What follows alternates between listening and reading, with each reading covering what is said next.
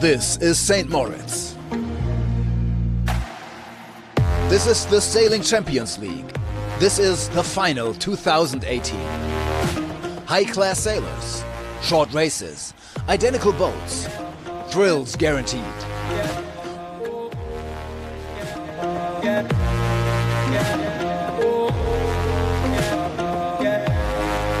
Who will be the best sail club in Europe? The answer, now.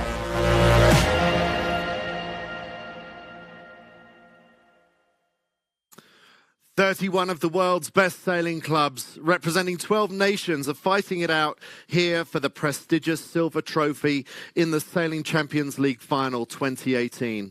We're here in St. Moritz to find out who will be the best sailing club of the year, and they will literally feel on top of the world because they will be celebrating on top of a podium that stands 1,856 meters above sea level here on the shores of Lake St. Moritz. It's a fantastic venue. Let's find out a little bit more about this place. 1, 2, 3, listen.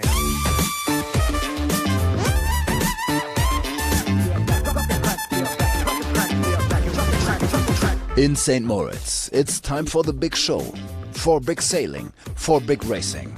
It's home of the Sailing Champions League Final 2018.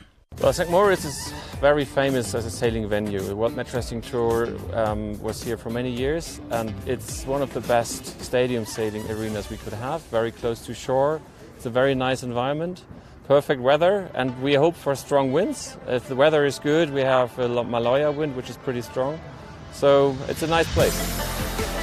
31 teams from 12 nations line up for one of the most competitive events of the year.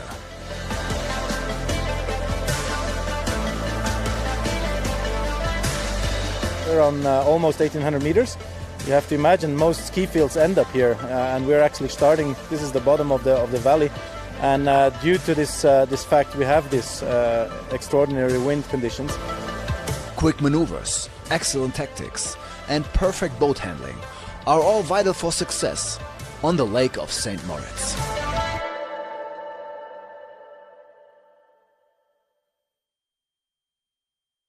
So welcome to St. Moritz. Thanks for joining us. My name is Andy Rice, and I'll be doing the commentary this afternoon and tomorrow for the final, along with Mark Corky Rhodes.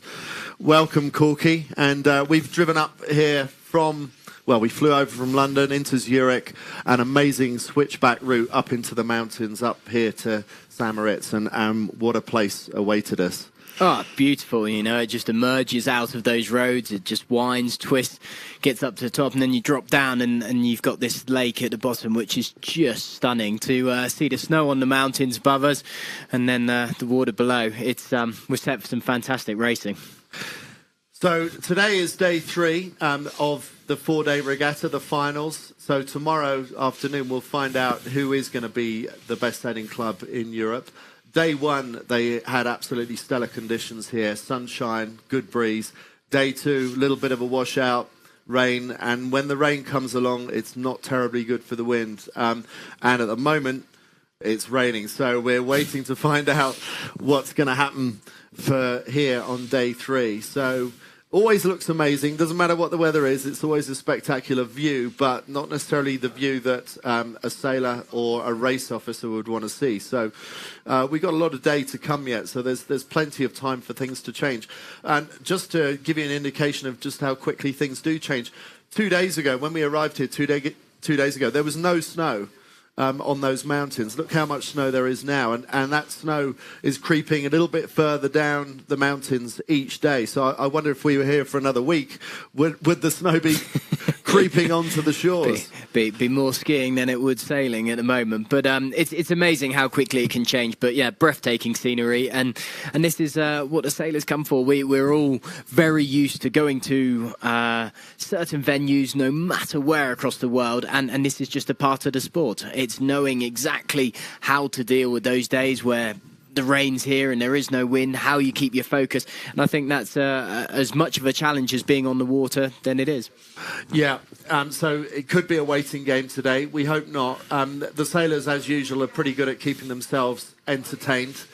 We were entertained by the world champion barbecuer last night. We had some incredible food last night laid on for us. So there's a bit of entertainment that goes along with being part of the Sailing Champions League as well. Oh, it was spectacular, you know, sort of not seen many barbecues get towed behind a big pickup truck because it was that big to be able to cater for everyone, and just spectacular food. But the environment, with all of the sailors, all of the clubs coming together, the atmosphere created by that is superb. There's a really nice, fun vibe around, all wanting to obviously get out and race and find out who's going to be crowned champion, and equally do we all. But yeah, a really nice sort of atmosphere, and it just really thrives and shows why the Sailing Champions League is such an important part of the sailing side of things. Well, that meat on the barbecue was one of my highlights yesterday, but let's take a look at some of the highlights from yesterday from the rest of the day.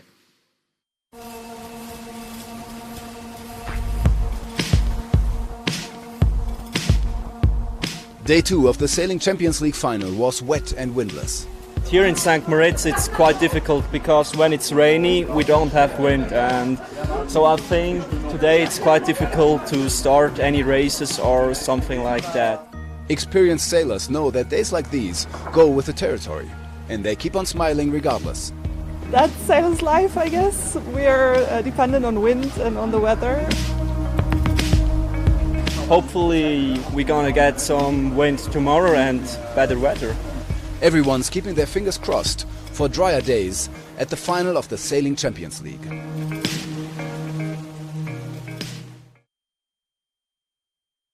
So that was yesterday, and you're looking now at the picture today. So let's go out onto the water, onto the race committee boat to speak to our guy on the scene, Tim Cruiser. Guys, it's unbelievable. After 2 days of no wind, we do have 4 to 5 knots right now. For the first time, there's a little bit of wind, which gives us a little hope. Philip Rosenberg's the race officer. Philip, this is amazing. We haven't had wind in the last 5 minutes, but all of a sudden there's something coming up.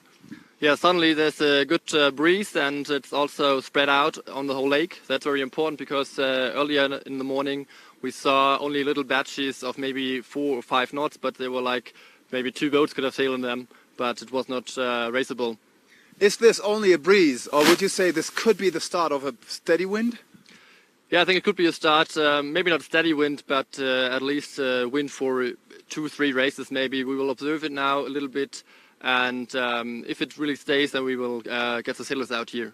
So if it stays, how long is it going to take until we see some racing? Well, when AP is lowered ashore, they have 20 minutes to get on the boat and get here, and then we are allowed to start. So maybe half an hour later we can really start. It's getting stronger and stronger, seriously. Yeah. If we look at our little tape here, it could be 5 to 6 now.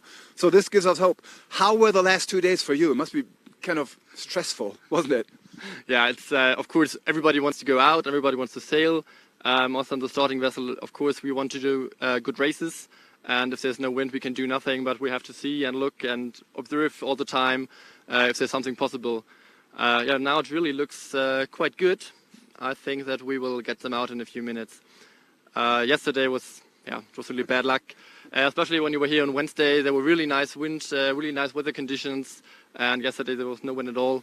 And it's also in the morning and yesterday it was very shifty, so even if there were some wind patches, sometimes this was west wind, sometimes east wind, so with wind shifts from 180 degrees, we can't do races.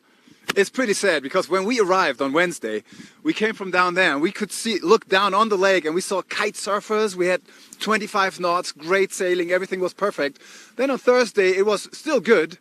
And then it just went down, which is sad. I mean, you've been a race officer for 10 years now. You've seen everything. I think you've been all around the world. This is one of the, let's say, sadder moments of your life. Yeah, of course, yeah. I also had other events where there were like, similar conditions where we could only do 3-4 races of a league on a day. So that's 1 hour of sailing. Maybe not even all the clubs could sail. That's of course very bad. I also feel very bad for the sailors that have to start now in the first race of today because they're really waiting since yesterday morning, actually since Thursday evening. on their race, and yeah, I hope that we can really sail now. Are there strong discussions with you? Let's go out, something like that, or do they leave you alone and say, okay, he's an umpire that knows what he's doing, a race officer with a lot of experience, or do they go to you and say, come on, let's go out?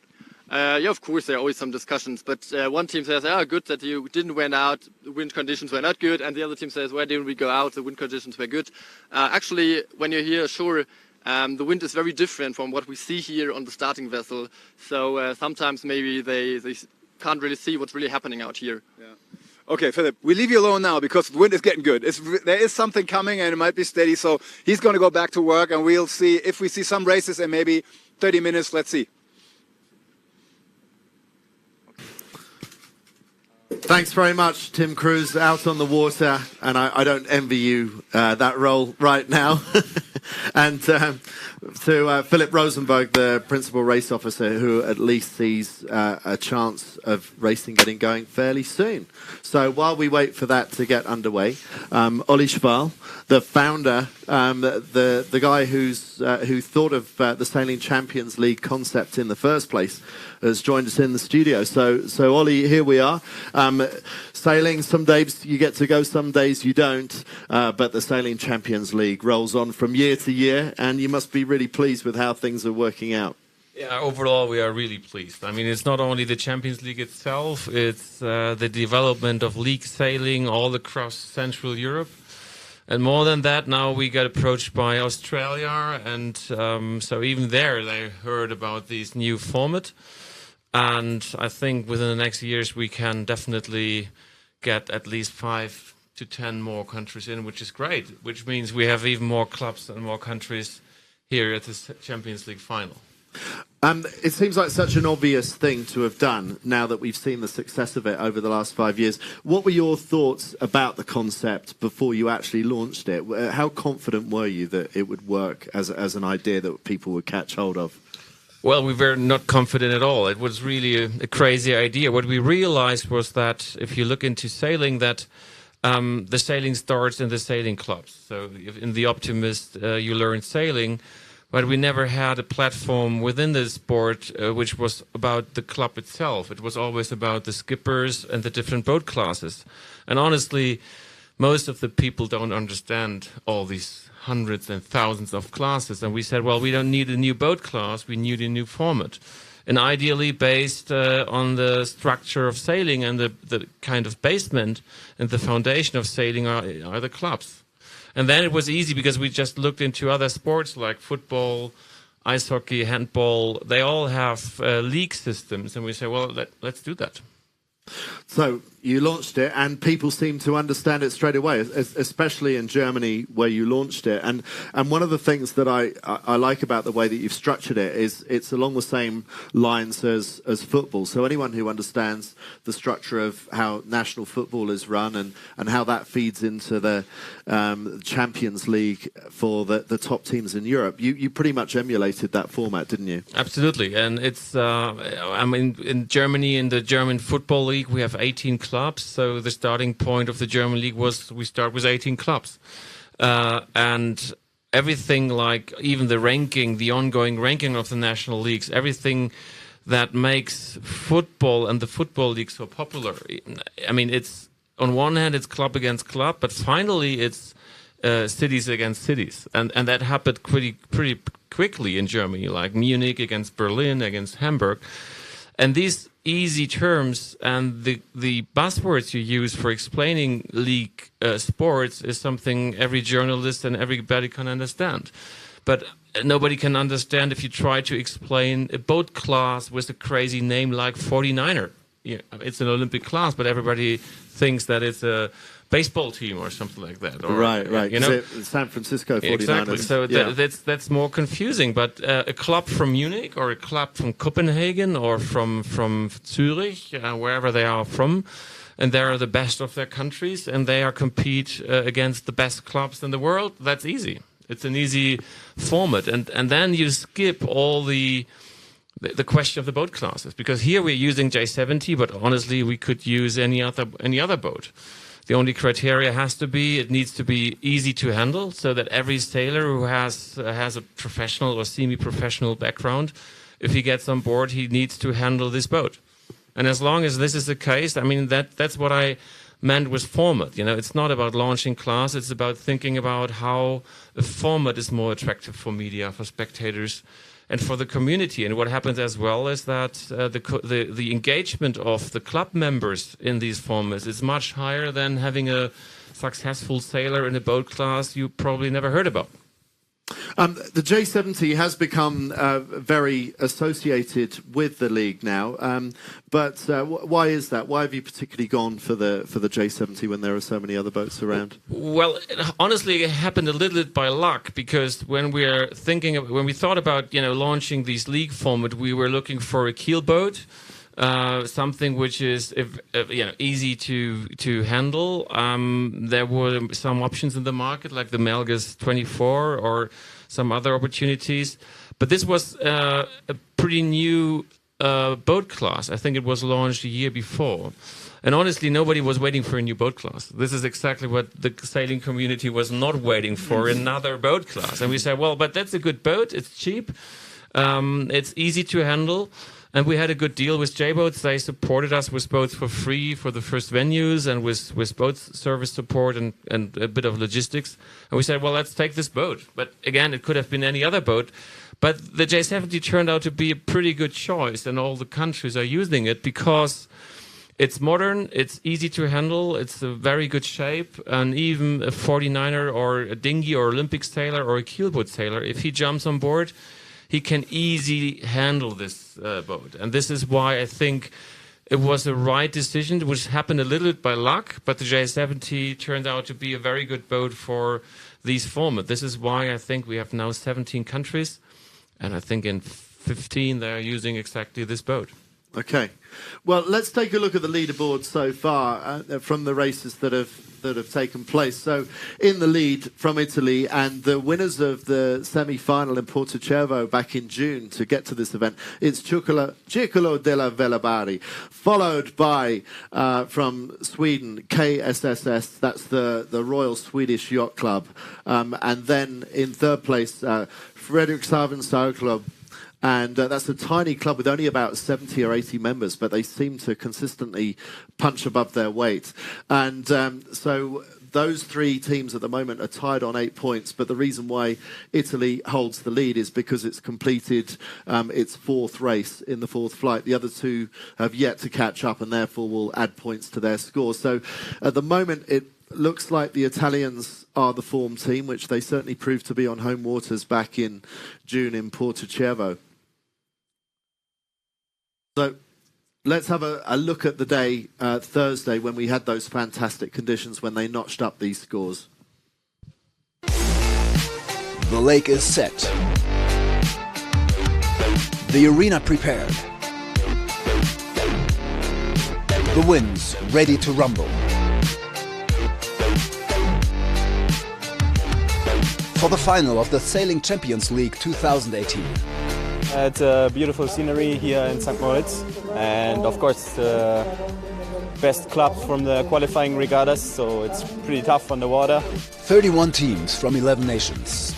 High-class sailors, short races, identical boats, and a standardized course. It's really nice to sail actually, although the wind is a little bit tricky. It's shifting and it's really gusty, but I think it's the same for everybody, and yeah, the best sailors manage it the best. Day one started out with light winds, getting stronger and stronger during the day, reaching 15 knots in late afternoon.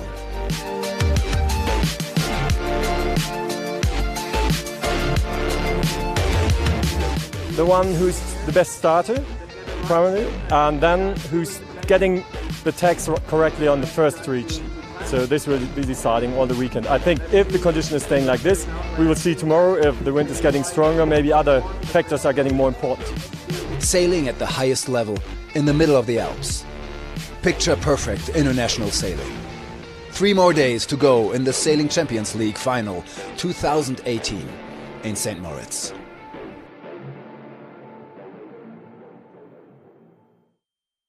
Well, what a difference 24 or 48 hours makes. It looks a little bit different to what it did a couple of days ago, Ollie. That was happening just before Corky and I arrived here from London.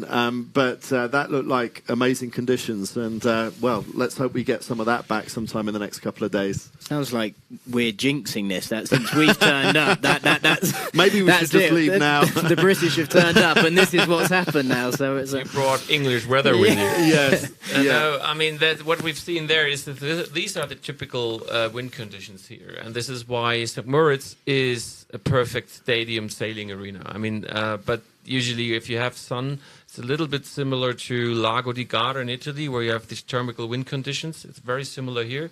The wind comes from the south. They call it Maloja wind. It's pretty strong. It's not as strong as another, but it's up to 12, 15, sometimes 18 knots. Very stable. And then it's beautiful. I mean, the landscape with the mountains in the back, it's fantastic.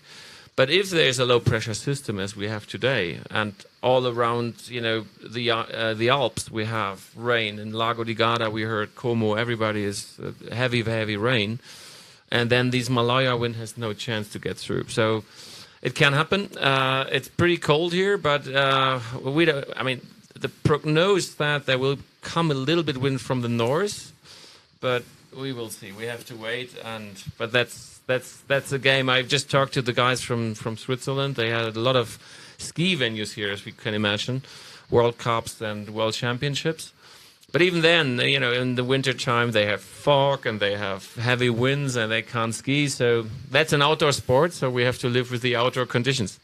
But there's always something going on here, isn't there? It's an incredible playground for any kind of activity here. We were hoping to see the famous Cresta Run, where you can do skeleton bobsleigh down the Cresta Run, but it's not even built yet. It's built every winter. Well, apparently you can even have a drink at the pub and steal one of the drinks trays and go down the Cresta Run on a tray. But unfortunately, Corky hasn't had his opportunity to do that this time. Anyway, Ollie, we were talking about the history, if we can call 5 years history, of the whole league concept. And this year in 2018, you brought in a couple of new innovations as well. Tell us about them and the reasons for doing that. Yeah, there were, I mean, on a regular basis, we meet all the league organizations in these different countries and we exchange our experience and their experience. Some leagues are pretty young and new, but we had two big trends which we've seen last year, which was, one of all was some countries like Sweden, they really took care of having enough women on board. And they did that by a quotation. They said, you have to have at least one girl on board. This was kind of Swedish way. And in order to, you know, force women sailing with this sport, we came up this year during Kiel Week, the famous regatta in Kiel, to test a Women Champions League kickoff, as it was by invitation. This was one idea. And another big trend, which we tested as well this year, was the Youth Sailing Champions League. But because what we analyzed was that compared to the starting point of league sailing in Germany 7 years ago, the league is getting younger and younger and younger. So I think the average age is between 23, 24. And a couple of years ago, it was like 30. And then we said, well, there is... the leagues and the clubs, they took league sailing more and more professional. So everybody was looking for young talents to come. And most of them were on the waiting list, because if you have a professional or semi-professional team in place, the youth teams like 17, 16, 18, 19, they have not really the chance to get on board on the league core team. So we said, well, let's start a youth league in Germany, and it worked out pretty well. So we have 4 events where only youth teams are competing. And the same trend was in more or less all countries. The leagues became younger and younger, and more young people wanted to sail. And I think in Switzerland they have a youth league. In Denmark they have a big youth program on the back of the league. And then we said, well, let's make an international venue and invite all teams under 21. And that was in Germany, in Travemünde. It was a kind of test balloon. but it was great. It was really great. It worked out. A lot of emotions there.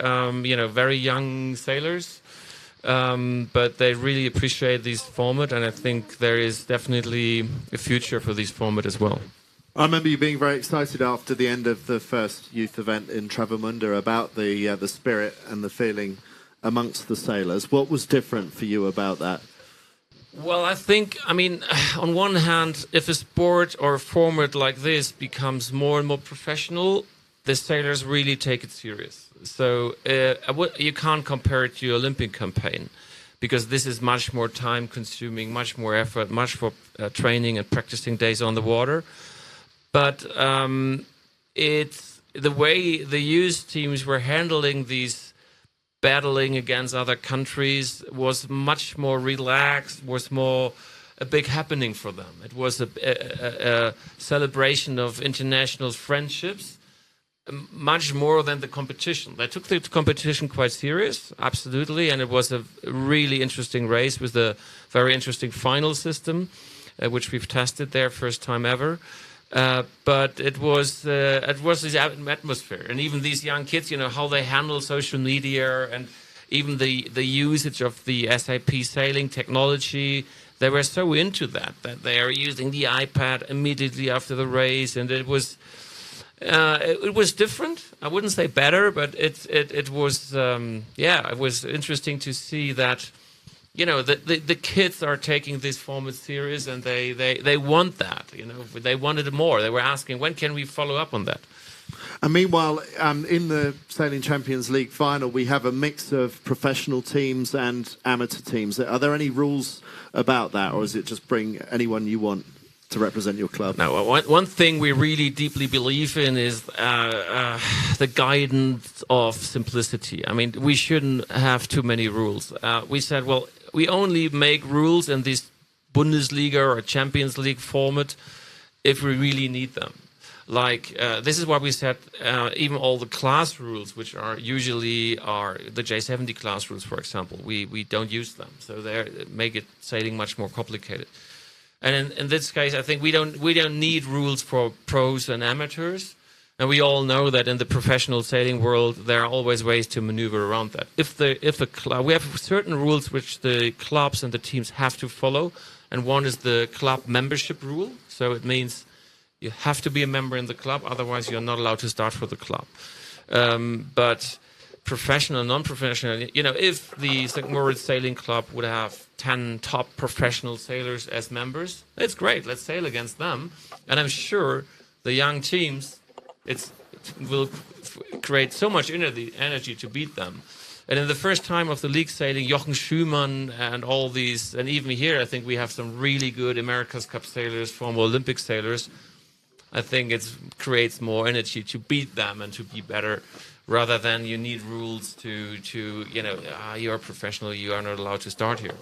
Well, and we got some former Olympians from Yacht Club de Monaco who you would expect to be doing well. They were 6th in the qualifier in Porto Cervo at the semi-finals. They're currently in last place, partly because of an on-course side disqualification. So it goes to show just how much depth there is when a really class team from Monaco finds themselves in last place, albeit we've only done a few races, so there's plenty of time to catch up. But other Olympic champions like Luc Pilot representing APCC Nantes, so some really class act sailors, and as you say, maybe not at the same pitch as the Olympic Games, but they obviously still enjoy high level racing, and that's why sailors of that caliber turn up to this event. Yes, absolutely. And you have to keep in mind, from let's say 10 really sailing talents which are dreaming of going to the Olympic Games, at least one can make it. And even then, the question is, will he go for a medal, or is it just Olympic tourism? And what's happened to the 9 who say, well, I can't do it because of work, because of money, because of support from the federations, because of whatever. What is their perspective? Should they stop sailing? Because it's really a one-way go. Like whether you go for the Olympic Games and it's interesting and relevant, or not. And I think the league turns out to become a really alternative if you stop an Olympic campaign. If you look into the list of competitors here, former Olympic sailors, medalists, world champion, European champion in Olympic and international classes. So it's a kind of, second scenario for semi-professional, professional, or, sailors who really want to compete on a high level. And this is what the league sailing is all about, because the access to the league is so simple. The boats are there. It's easy. It's an easy access. You don't need your own boat. You don't need optimizing sails. So the access for, like Björn Hansen, for example, from Sweden here to get in and go sailing, and I think he's currently third or second with KSSS, is simple. You just have to get a team on board, and then we go sailing. It's all about the team. I think that's probably one of the most special bits, is, from myself growing up in sailing, is that you always wanted to race against the world champions. You wanted to start next to them, whether you lost out from it, but you learned a lot more, and it created that development. But how sailing's gone with the developments and the costs and implications of being in that, to actually strip that back, and as you say, and you touched on perfectly with the boats of one design. They don't even need to own the boats. They can turn up, they race, and suddenly you're on a level playing field with these spectacular sailors that you then race.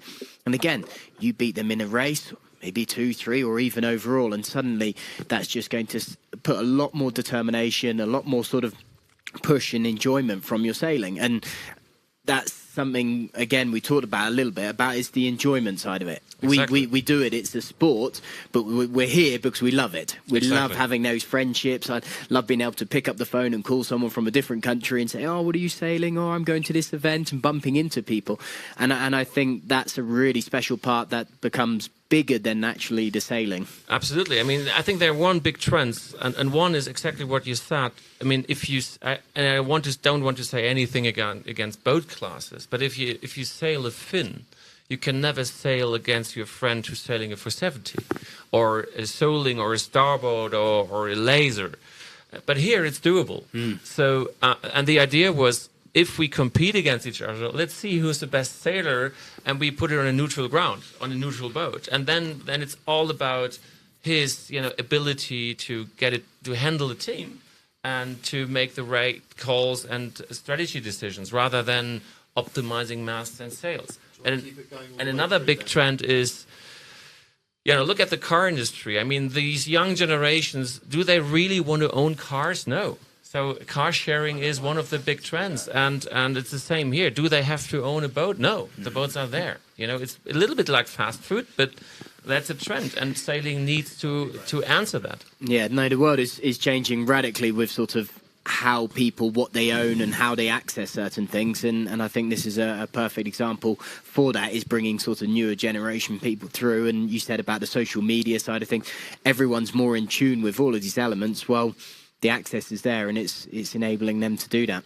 That's true. There was a large piece of research commissioned by the British Marine Federation in the UK recently, and one of the trends that showed up was that millennials don't like to own stuff. They're less likely to own cars, they're less likely to own boats, and at the moment the marine industry, the boating industry is all geared up around trying to sell you stuff, sell you a boat, which you then have to maintain and own and trail around the place. Otherwise, you don't get to go racing. So whether you did this sort of knowingly or not, you seem to have tapped into a trend that fits in with the way that younger people are thinking these days, where they want to be able to dip in and try lots of sports, but not really commit by buying that large piece of expensive equipment. Exactly. It's about owning and buying. And what I think, it's the same like handicap sailing. Some sailors argue that the development of boat and optimizing and make your boat better than all the others, it's part of the game. But there are millions of other sailors who don't think the same. For them, it's all about the best sailors are the best tacticians, the best in boat handling, but not the guys with more money to make faster sails than the other, because then it's easy. Because if you have better equipment, then it's, I wouldn't say easy, but easier to win a race. And we skip this part. And I think If you look into the Olympic disciplines, and Andy, we had a couple of discussions about over years, what happens in the Olympic disciplines is that Olympic sailing becomes more and more expensive. Exactly. For a NACRA campaign, you need 4 boats and 12 masts, and now with the foiling. And we skip this. You know, for us, it's just about changing and rotating the boats all the time. So there's no way to optimizing your material in a way that you have an advantage of that. We were just on board there, the shots with the Swedish team from the Royal Swedish Yacht Club, Bjorn Hansen and Matthias Bredin, one of his crew, and they know all about using boats in provided boats from the match racing world. Excellent match racers, and so they will understand how important it is to have equally flighted boats. And I asked the sailors, which of these boats would you choose? Would you choose the red one, the green one, or the yellow one? And they honestly can't identify which one they prefer, which is quite a nice thing for a sailor not to be able to do. You don't want to feel that you're disadvantaged because the other guy is using the yellow boat, which is winning most of the races. So whoever's looking after your J70 is obviously doing a good job of keeping them equally matched. Yeah, absolutely. I mean, we never heard complaints about that. And even if, in theory, one boat is better than the other, everybody is using the boat the same amount of times. And we never had, if you go into the statistics and into the analytics of SAP, we never found a trend where one boat number, one hull number was always winning. It's not the case. There are much more important factors, and I think we reduced the factors of sailing to the absolutely minimum and the core things, which is team, boat handling, tactics, starting procedures, and that's it. You know, yeah, you could argue boat trimming and sailing development and foiling development is one of them. But in the end, if you really want to have a kind of zero line of, you know, we want to know which team is the best. And Can't get much better than this, can you? It's kind of, and Bjorn, I just had a chat with Bjorn Hansen. He's, you know, professional sailor. He did match racing. And match racing was always the case. You know, provided boats. But this was another concept of boat against boat, which is perhaps you can argue, again, a complicated part of sailing. But nevertheless, they already had this trend, and it worked out well even there. So we just picked it up. Now, Tim Cruz is waiting there very patiently to do an interview for us with one of the chief organisers of this event in St. Moritz. So over to you, Tim Cruz. Exactly. Thank you very much, Andy. We're waiting in snow rain, just to let you know, because I know you're in a really warm studio. We've got Wim Russell with us. He's the chief organizer. And Wim put so much love, work, effort, energy, everything into this event, and now this. How does that feel? Well, we've been waiting for wind now for about, I don't know, 36 hours. So we're really happy to have this wind now, and looking forward to get some great racing going on. So you don't mind the weather? I mean, it's raining, it's cold, it's snow raining. It's the way it is, right? There's no bad weather, there's just bad clothing. So exactly. I've heard that before. You heard that before. So no, we're just happy we're having wind. We're hoping this north breeze stays consistently, and we can race today. You just told me a little insider about the wind. So what you cannot see, but I'll describe to you. There are 3 flags all the way down there at that bridge.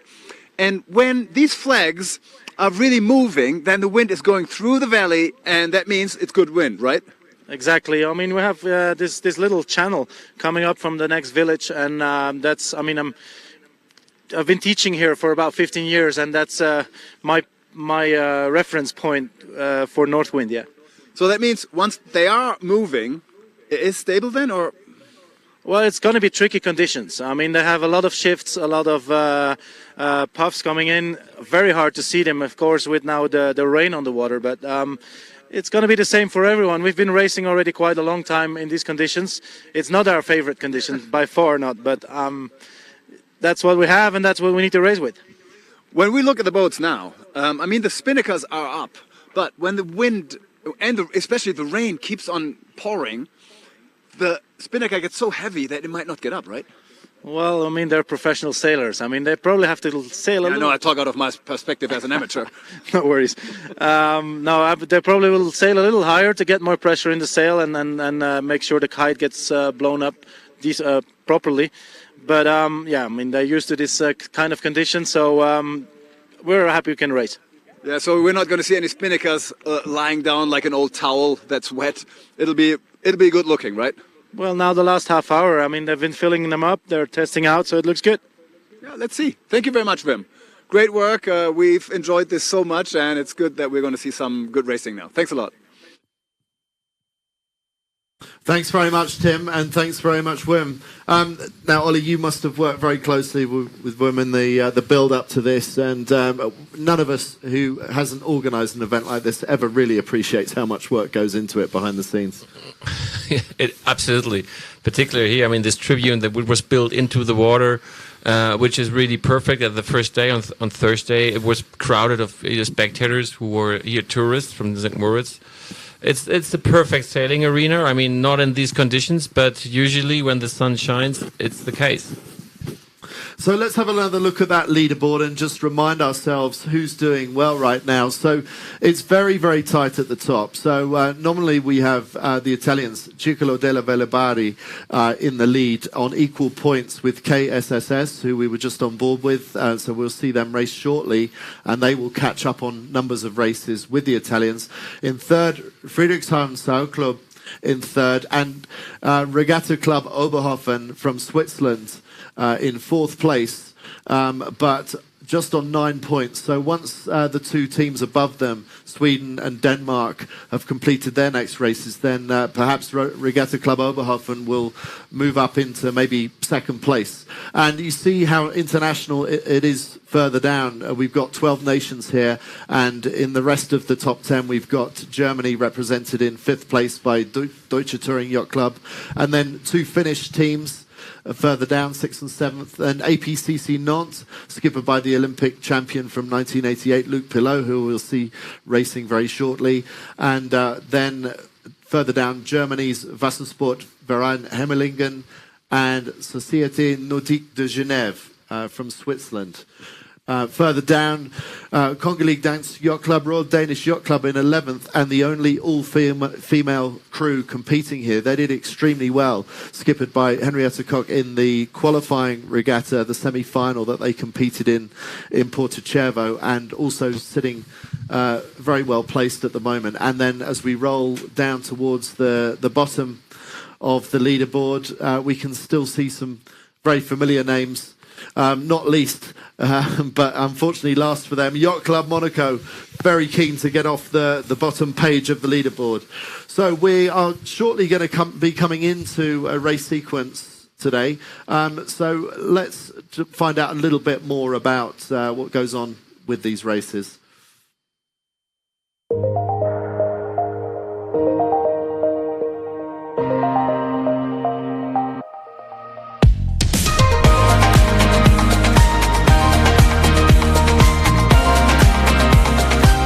The next race is presented by Badroots Palace. Well, Badroots Palace, we know all about that, don't we, Corky? Where we happen to be staying, and what a spectacular place it is. Reminds me of something out of the film Chitty Chitty Bang Bang. Well, a bit that, or a bit James Bond villain sort of place. But it's, opening the windows and looking out across this spectacular lake and seeing the mountains. It's it doesn't matter. You take a photo on your camera and you take it again nearly every single day, and you're taking the same photo, but you never can stop being in awe of the view. And that's one view that we love to see right there. Boats out on the water. We didn't see that yesterday, and so even though this breeze is light, this rain still really coming down heavily now. But the sailors all starting to get adjusted to the conditions out on the water. You can see them all setting their spinnakers up. So these Jennikers are being flown, but it's going to be a big tactical call on where this breeze is, getting too close towards those edges of the shore side. But spectacular view there, not just from the backdrop, but to see these boats on the water, it's great to see. So let's give you a rundown of the 8 teams that are competing in this flight. This is flight 4, race 4. And we've got KSSS, who we're on board with there in the image. That's the Royal Swedish Yacht Club, skippered by Bjorn Hansen. We've got Frederikshavn Sail Club, also well placed overall at the moment. From Finland, we've got Mariehamns Seglerverening. From France, APCC Nantes. From Germany, Wassersportverein Hemmelingen. From Denmark, Kongelig Dansk Yacht Club. That's the all-female crew representing the Royal Danish Yacht Club. From the Netherlands, WSV Hiesbig. And from Switzerland, from this very lake, Segel Club, St. Moritz. So that's our 8 lining up, and we see the starting sequence underway. So we will be into a race very shortly. The preparatory signal sounds, and they will be starting to work out which end of the line they want. These are short 2-lap, straight up, straight down courses. So the start, as ever, in any kind of boat race, but particularly in these short course 8 to 10 minute races, the start is an absolutely critical phase in the competition. Corky, in previous days we've seen the left-hand side paying. That's what I heard about day one on the sunnier day, that the left-hand side tended to be the side that was paying, but towards the end of the afternoon it was the right-hand side that was starting to come in. So it's going to be interesting to see who thinks that the left is going to have any power again, and will people be gunning for the pin end. We get countdown up on the thing. I'd like to get some indication of how close to start. Can we have that in future? That'd be great. So 45 seconds to go, and currently the boat's sailing away from the line, but now turning up for their final approach, and they seem quite committee boat favoured at the moment. So really favoured towards the right-hand end of the line. Just 30 seconds to go. Yeah, well, looking at exactly that, we have a starboard bias, and that's meaning that by that committee boat, that's where the boats are going to want to tee up, and making sure they're exactly where they want to be. So you can see the boats all team APC Nantes up in this, controlling the committee boat end in that yellow boat there, and close by. So this is where the boats are really looking to try and get off this start line, position themselves on where they want to be going.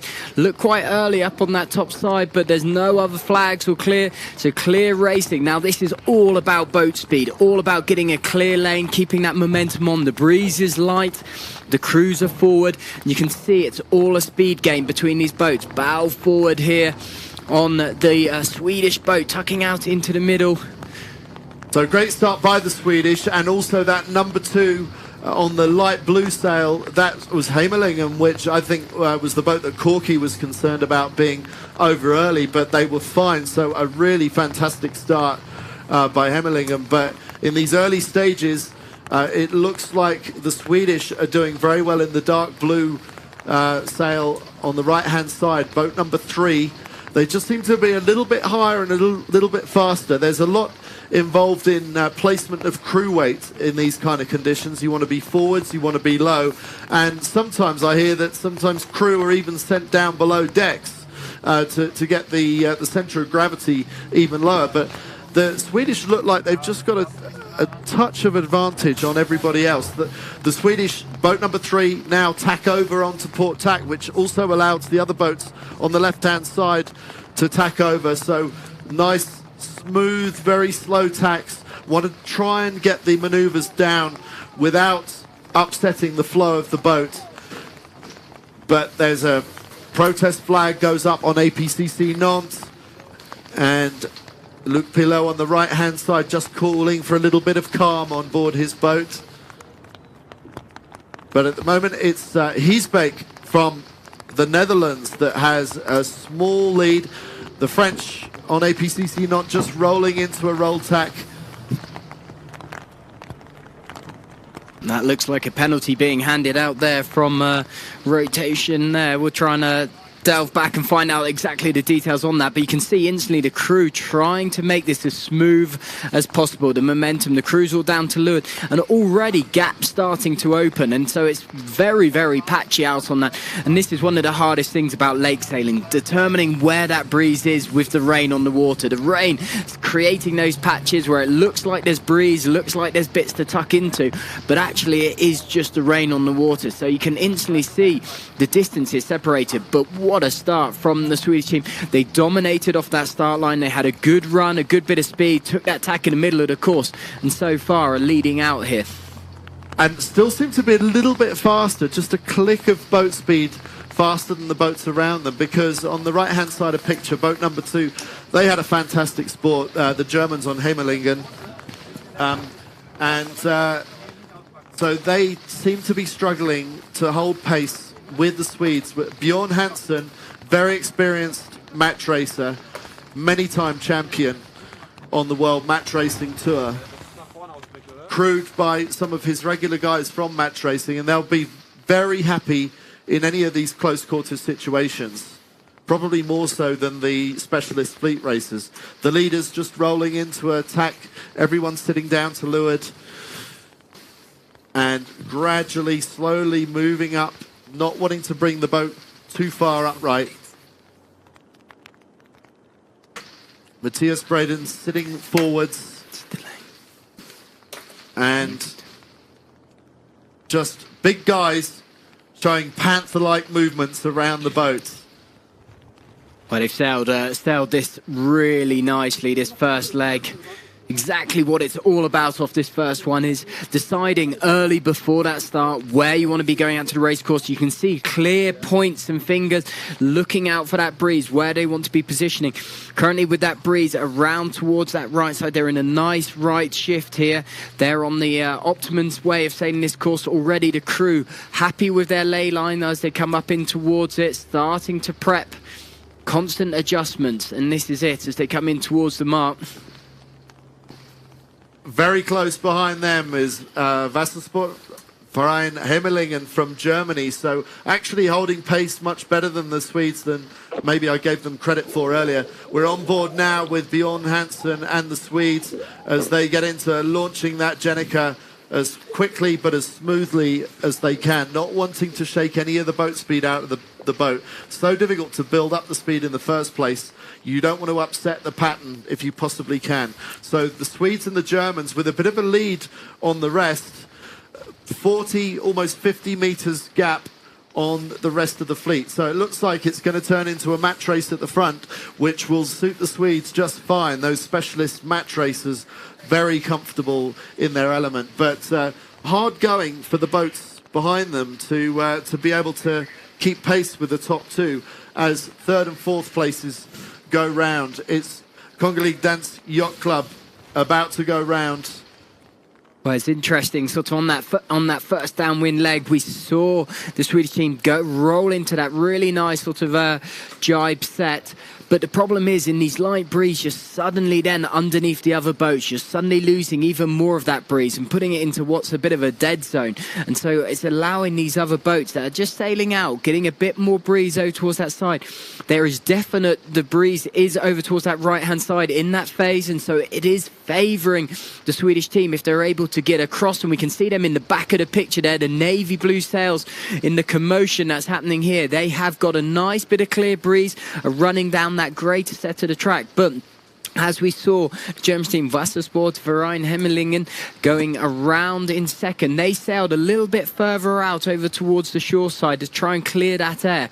But it's definitely this right-hand side just keeping that favouritism in at the moment.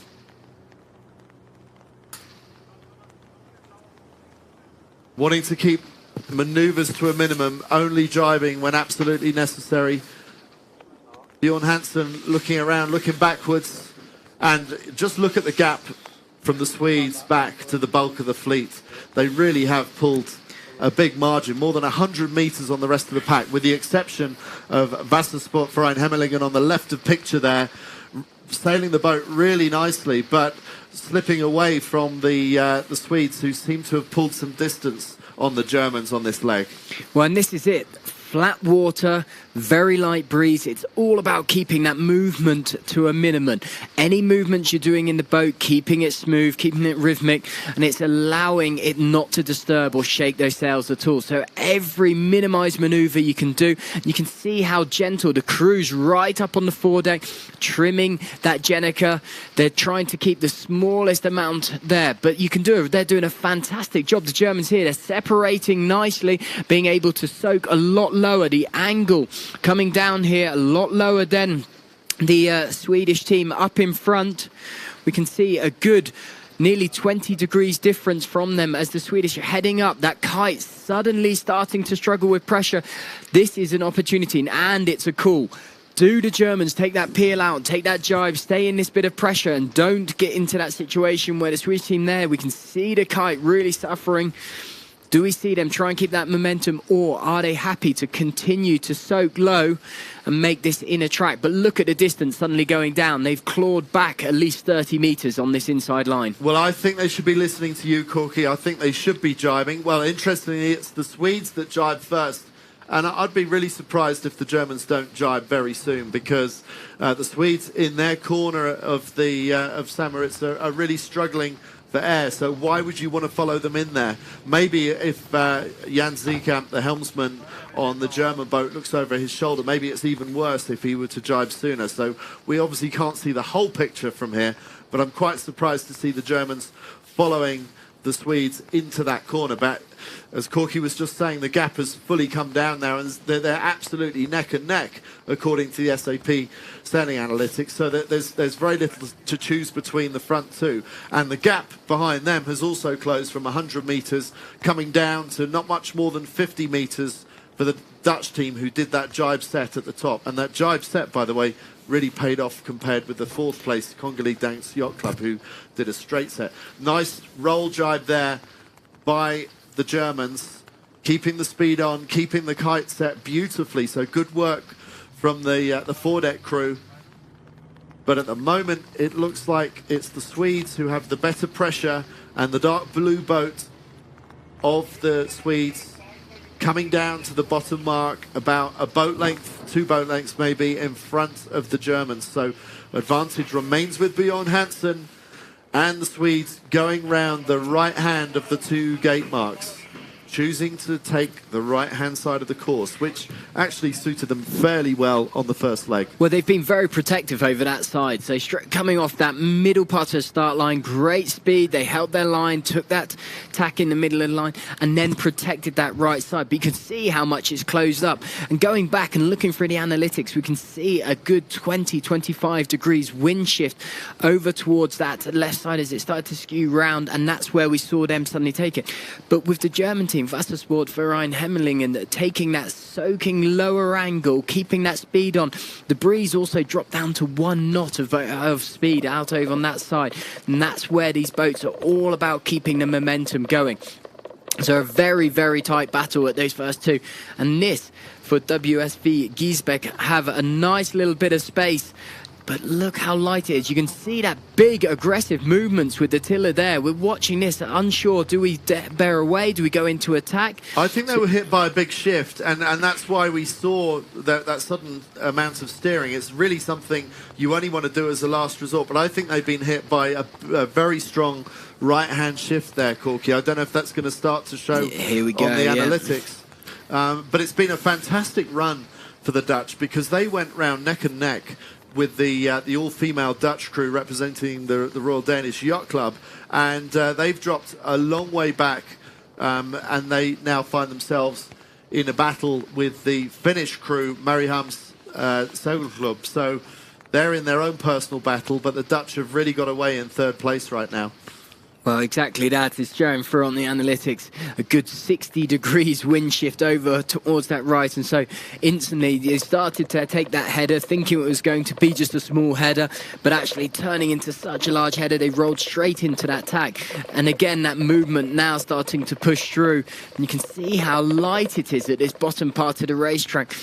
As the lead 2 boats starting to creep upwind, we're seeing speeds out of at the front part of the fleet of about 2.5, sometimes creeping up to about 3 knots. but it is all down to play for with those lead 2 boats. Still very close. They're just taking, we see as we zoom back out, and they're just looking behind. There's that second tack coming back in, just up on their hip. So fairly comfortable for the Swedes right now, racing the Germans. And Bjorn Hansen taking nothing for granted, looking over his shoulder, just checking on the Germans, and then looking upwind again, seeing what little breeze he can find to take advantage of.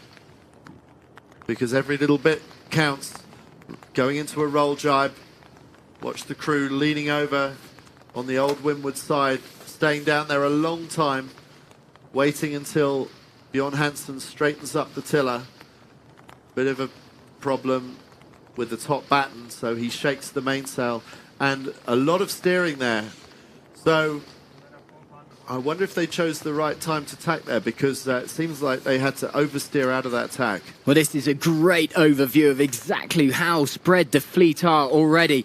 We can see the lead 2 boats, and exactly that. It highlights that very much from KSSS taking that tack, and look at the angle. They're nearly pointing 90 degrees out towards the side of the screen, so a big tacking angle from that and trying to adjust to that breeze. But for Wassersport Verein Hemmelingen, they are sailing straight into that speed. But look, it literally looks like they're going in 2 direct opposite directions. But a big bundle with the rest of the fleet at the bottom, and all very comfortable in the middle of the fleet for those lead 3. So the fleet very spread out, and the breeze very light across that course. We've got under 1 knot across the course at the moment, and this is where this breeze is really starting to shift around, and that's instability. So it's all about trying to sail those shifts, find that breeze. But again, it is also a little bit about luck, keeping those fingers crossed that suddenly you don't hit one of these patches there. So meanwhile, the boats at the bottom of the course are absolutely parked. So let's roll out that cliche early, Corky. The rich are getting richer, and the poor are stuck with nothing at the back of the fleet. They can barely keep their Gennicas filled, and it's a pretty sorry state of affairs for those boats at the back. Frederikshavn Sail Club, very well placed in the overall scores, but not doing very well right now. And APCC Nantes with Olympic champion Luc Pilot in last place. So that Olympic gold medal is not doing them any favours right now for Nantes, with a lot of catching up to do, and with less than a lap to do some catching up.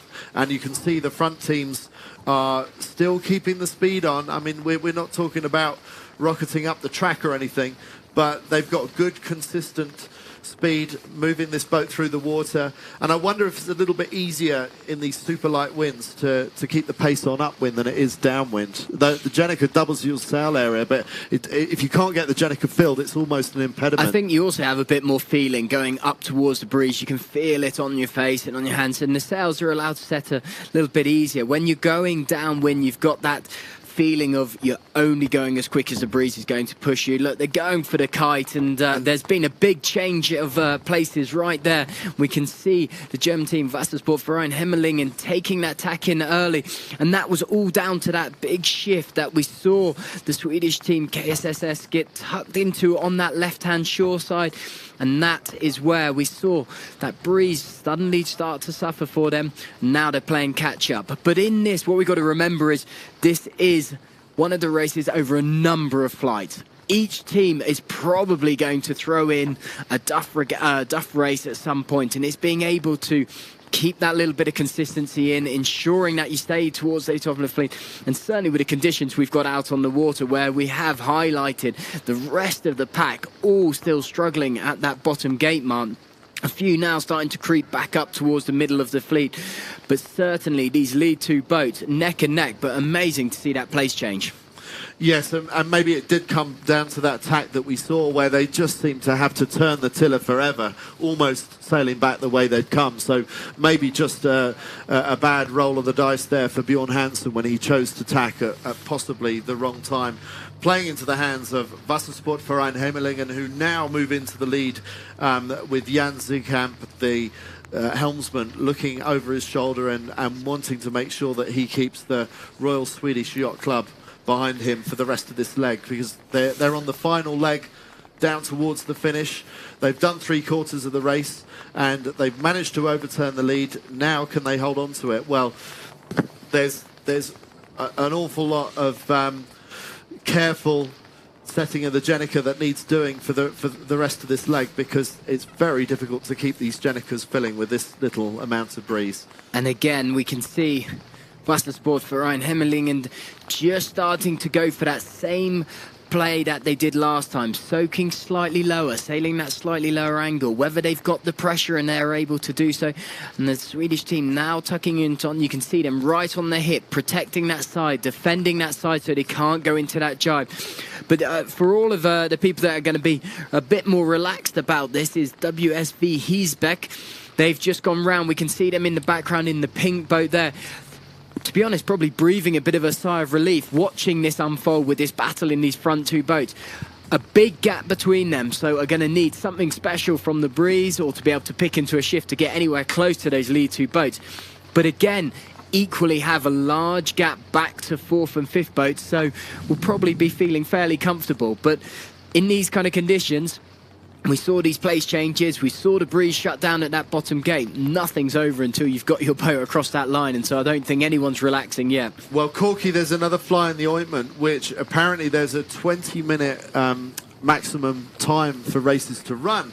So we need these front two boats to get across the finish line in the next minute and a half. And that might be a bit of a squeeze. They're going to get close, but I'm not sure if they're going to make it in time. So for the boats to the back, the likes of APCC Nantes in dead last, they'll be keeping fingers crossed that this race gets blown out because it just runs out of time. So we've got a little more than 1 minute to go. And now the race is on, not just between these two teams, but it's against the clock. Well, I think the graphic shows it perfectly with 1 minute on that clock in the bottom right. But on the graphic, you can see the distance they've still got to travel to that finish line. Just coming out behind the back of us now, appearing in the back of the studio down towards that finish line. 1 minute there, you can see the finish boat. But they've got to get into a jibe, and that's when the boat's going to stall. You can see that kite struggling.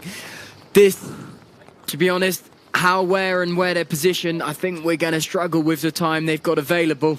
Certainly going to need a little bit more breeze to come down the lake for that to close that gap with under 30 seconds to go now, and still a jibe to be taken. So in a way, I would think the Swedes in second place are almost hoping that the Germans manage to get across the line in time, just so that the Swedes can also keep a decent finishing score of second place. But surely, with 10 seconds to go, this is not going to happen. And so having done all this hard work, they are going to finish agonising metres away from the finish line, but it will all be for nothing if they can't get across in the 20-minute time limit, which we've just gone past. So will there be a bit of leniency from the race officer? He needs to get races in. But if he were to do that, what would the teams at the back of this race have to say about that? There would be some people from APCC Nantes, I would hazard a guess, who would be lobbying to get this race removed, even if the race officer doesn't abandon it. Well, again, it's exactly that. The race officer's out there. He needs to get races in. He wants all the racers to be enjoying the racing out there. But certainly if the racing's not on a fair or an equal playing field for everyone, then it suddenly leans back. And we saw that group at the back. But there we can still see these lead two boats adjusting. So Wassersportverein Hemmelingen coming up slightly, putting that bow up, trying to get that breeze on, get that Jenica set, to now being able to get a bit of speed back on and soaking down, but still not down at that finish line. But just in the background here, going into another jibe, WSV Hiesbeck, you can see they've closed the gap on the Swedish team and those lead two boats, so they've been able to just keep themselves a bit clearer from anything. But again, not going to be enough because they come down through that finish line. Those are your lead three boats in shot as the lead team. They seem happy, they're celebrating, but are they aware of the time and where do we go with this? I've just had an update. It's a 25-minute maximum time limit. So the heat is off. The Germans can celebrate that victory. They have won that race, and the Swedes crossed the line in second place. But as you were just saying, Corky, they were in danger of perhaps losing even second place out to the fast-closing WSB Heesbeek from the Netherlands, who were not far from crossing the line. And then a big gap back to the rest of the fleet. Congo Danks Yacht Club, the only all-female crew coming down in fourth place at the moment. So the race will stand, and a sigh of relief for us knowing now that it's a 25-minute maximum time limit. But this is a race of two halves. There are some teams that are still going upwind. They're not even on the final leg to the finish. So some high fives on board. WSB Heesbeek happy to lock away a third place, and a third is a very respectable score. You just got to keep chipping away. If you were able to get top threes in each of these races that you do, then you'd probably be in pretty good line to make it through to the four-boat final. So that's what they're all focused on. Is we've got this new format of the final four boats, the top four boats at 2 o'clock tomorrow afternoon, the final day of racing.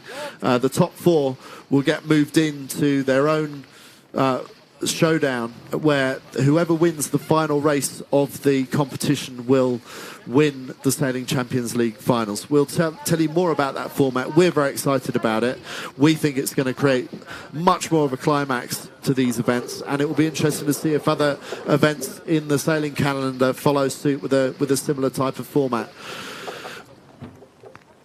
We're on board now with KDY, Royal Danish Yacht Club. Henrietta Cox sitting at the back, and a crew of 5 women as opposed to, in most cases, a crew of 4 on the other boats. So it's all about maximum crew weight, and the women being slightly lighter are able to have 5 on board. But possibly in these conditions, you'd rather leave one ashore, wouldn't you? Well, very much so. It's one of those weight balances, is that there's a maximum weight weigh-in for all of the teams, and so the decision is, do you go for 4 slightly larger people that are physically stronger and able to do that and having a bit more space and maneuverability within the boat, or do you go for that extra 5th person that can enable that? And so it all comes down to the teams and how they weigh in, but it all comes down to a specific weight. But it's a personal preference to the teams.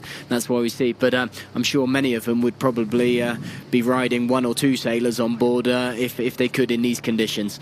And you can see going onto the map now how far back still the other boats are, and certainly with that time situation is that they're still creeping downwind. Those lead 2 boats now will go into that swap over for the next teams ready to roll over as Seagull Club St. Moritz come down through the line as well for 6th place. So there'll be some sighs of relief on board that, you know, a race has been underway and it's got going, but with certainly how tricky it was, and we saw that breeze shutting down in that bottom gate.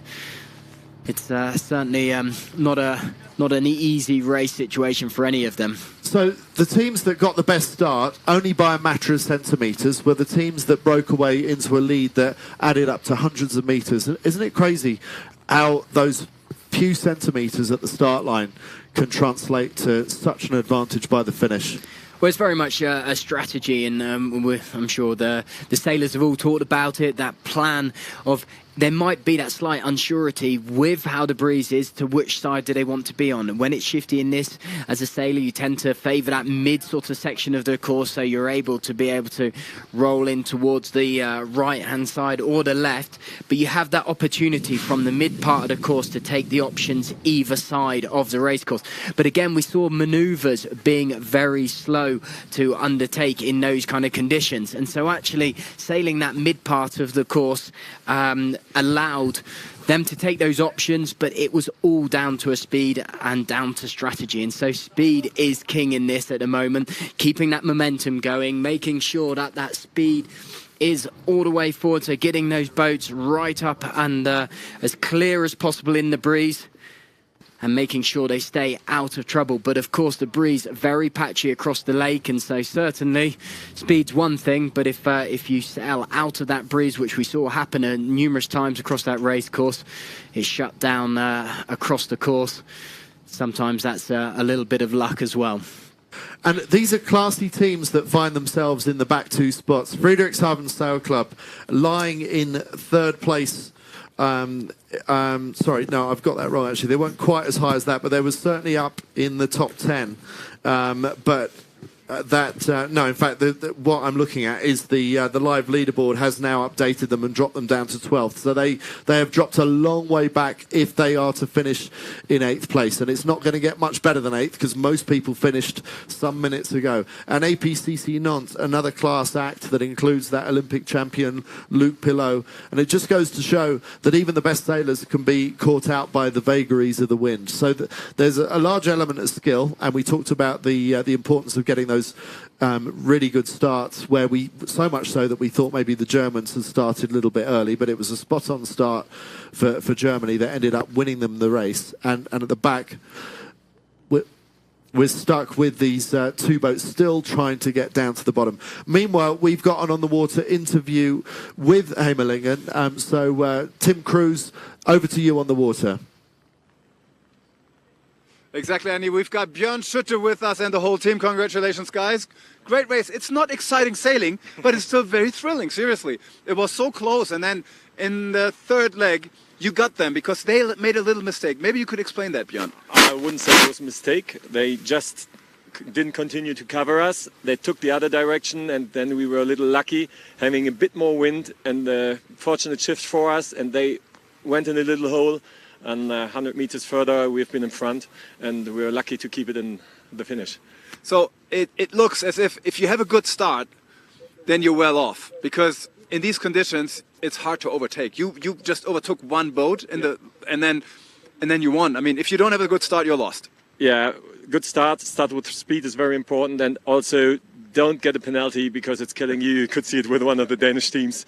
Then you're stuck. Yeah. Yeah, you need about 2 minutes to turn around. Yeah, if you're lucky. If there's wind, and if you do the 360 and then the wind is away, and the other competitors also, it's off. It has a lot to do with luck. We have to admit that. Yeah. How much luck did you guys have? In percentage-wise? Depends on when in the race. Sometimes 100%, but 60-70% is luck. Yeah. Okay. You are pretty heavy, I would say, and you still. I know you. I don't want to say you're too. I lost 5 kilos.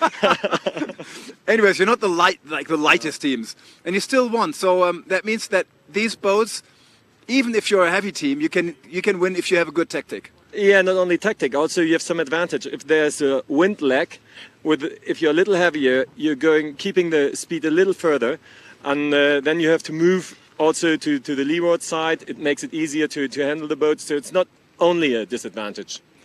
It was a pretty close race in terms of time. Yeah. You were just in front of the 25 minutes in. Would you still say that these conditions are fair? Because we still see boats coming in now, like 5 minutes after you guys. I would say the first round was a fair round because we always had wind in the sail. Later on in the second round, well, the luck percentage got more and more, I would say. And now I wouldn't start a race at the moment. Yeah. That's exactly what I was going to talk about, guys. We're going to go over to the start boat and talk to Philip Rosenberg again, the race officer, and just see what's going on now, because right now we have no wind at all. So thanks very much for that, Tim, and congratulations again to Wassersportverein Heimerlingen and Björn Schutte talking us through their race. And I thought, being very, very honest, admitting that success out there at the moment is 60 to 70% down to luck. Corky, you're the analyst, you're the man with the stats. What's your take on that? You think that's fair, or what are the numbers telling you? Any insights from SAP Sailing Analytics? Well, the really big thing that sort of jumps out is, of course, exactly that picture. The breeze but the start was where it all came down to. And we see the German team right up by the committee boat. They had plenty of space, which allows the boat to bear down. We saw the bow come down and sail a slightly lower angle. By sailing a slightly lower angle, it increases a bit of speed, but it obviously increases that distance and that windward mark. The Swedish team in boat number 3 there, KSSS, they had a good bit of speed, and you can see them creeping out from that middle part of the course.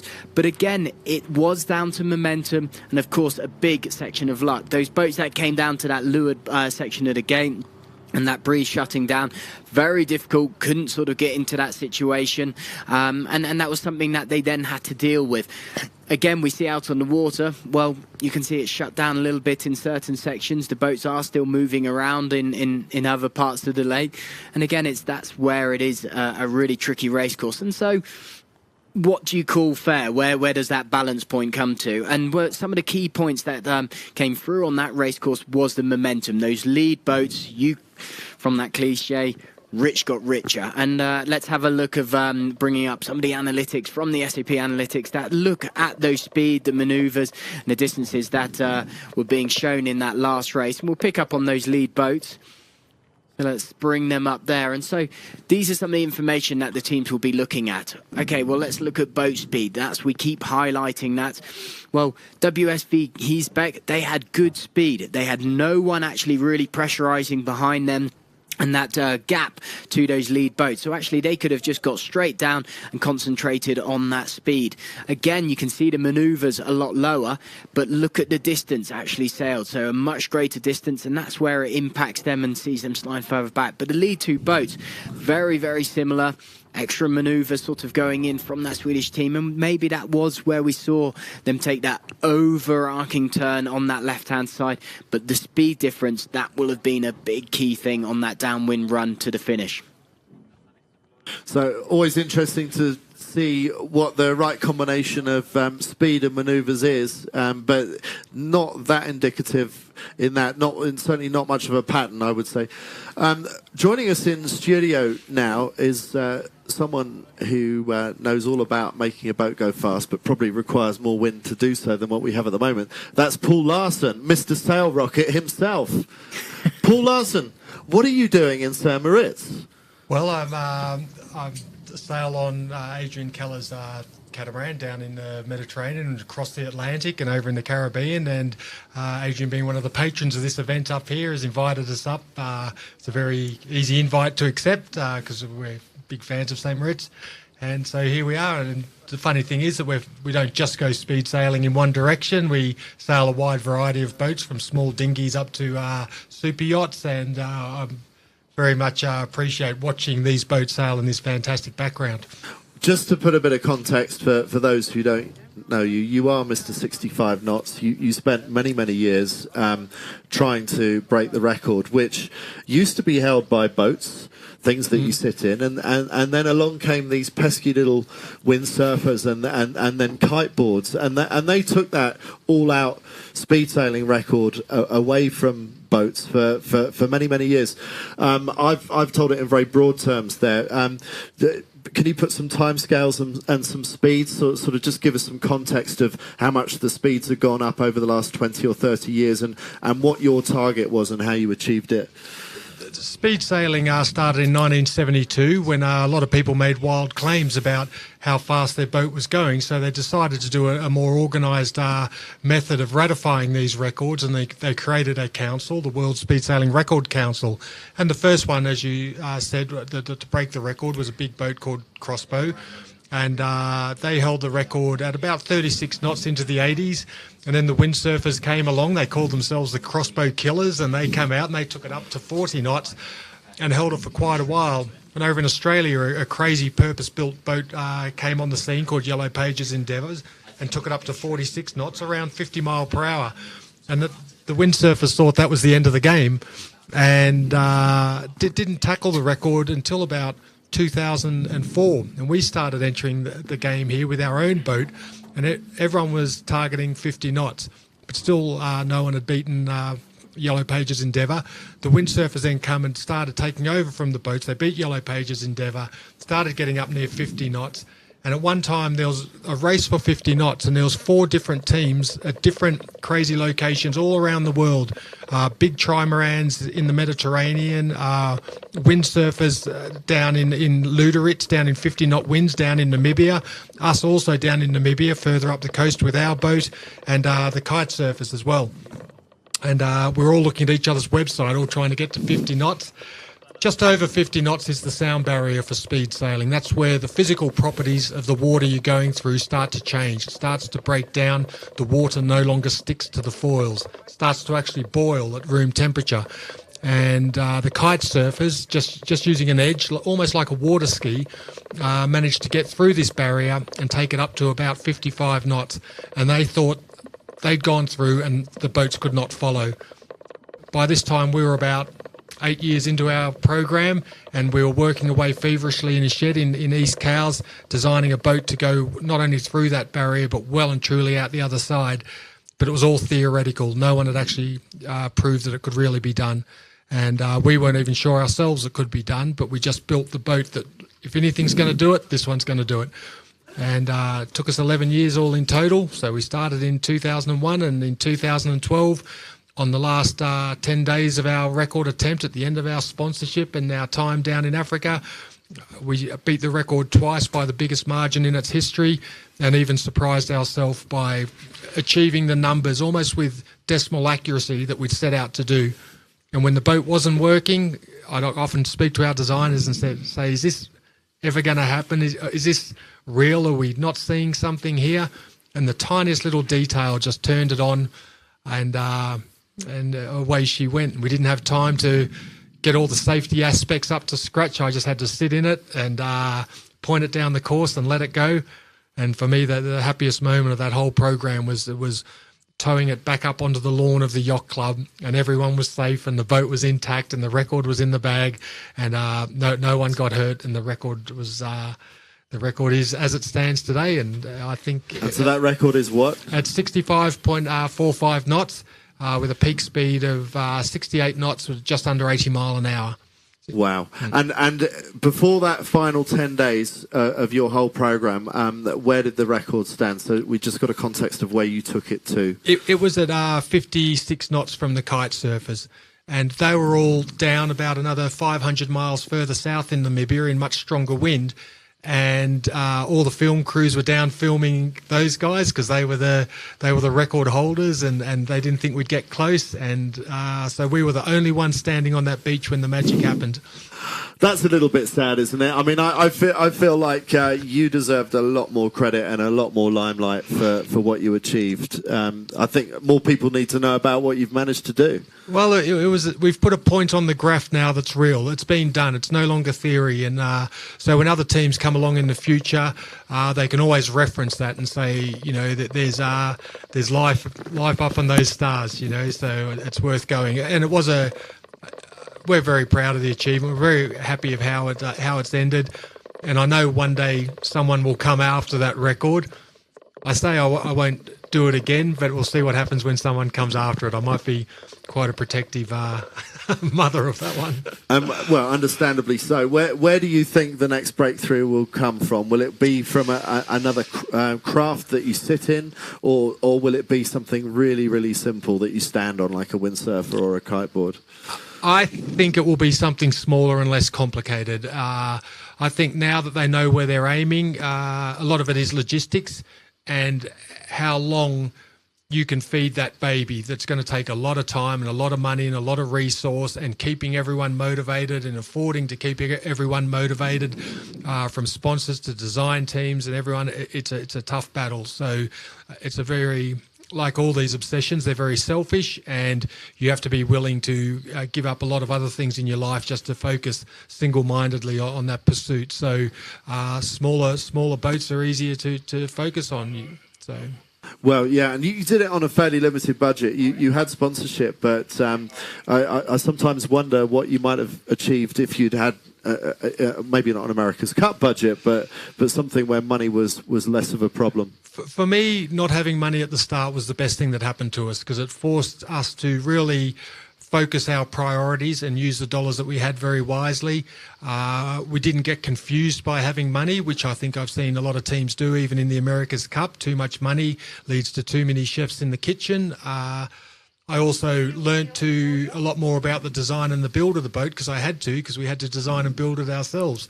And that really mattered when you're out at somewhere as remote as Namibia and you have to do all that work yourself and you have to make a decision very quickly to repair a boat and get it out on the course the very next day, because that might be the end of the wind at the end of a 3-month session. Every day down there on that course was just so valuable to us, and having people that had a large variety of skills to draw on was a very valuable part of the whole process. So being able to afford a lot of those people, money wasn't as big a thing in the end as I thought it would be. We're always worried that someone would come along and park 10 containers next to us and bring all the people and throw the money at it, and but that we were just down there on our own. Maybe next time that's how it'll be done. I don't know.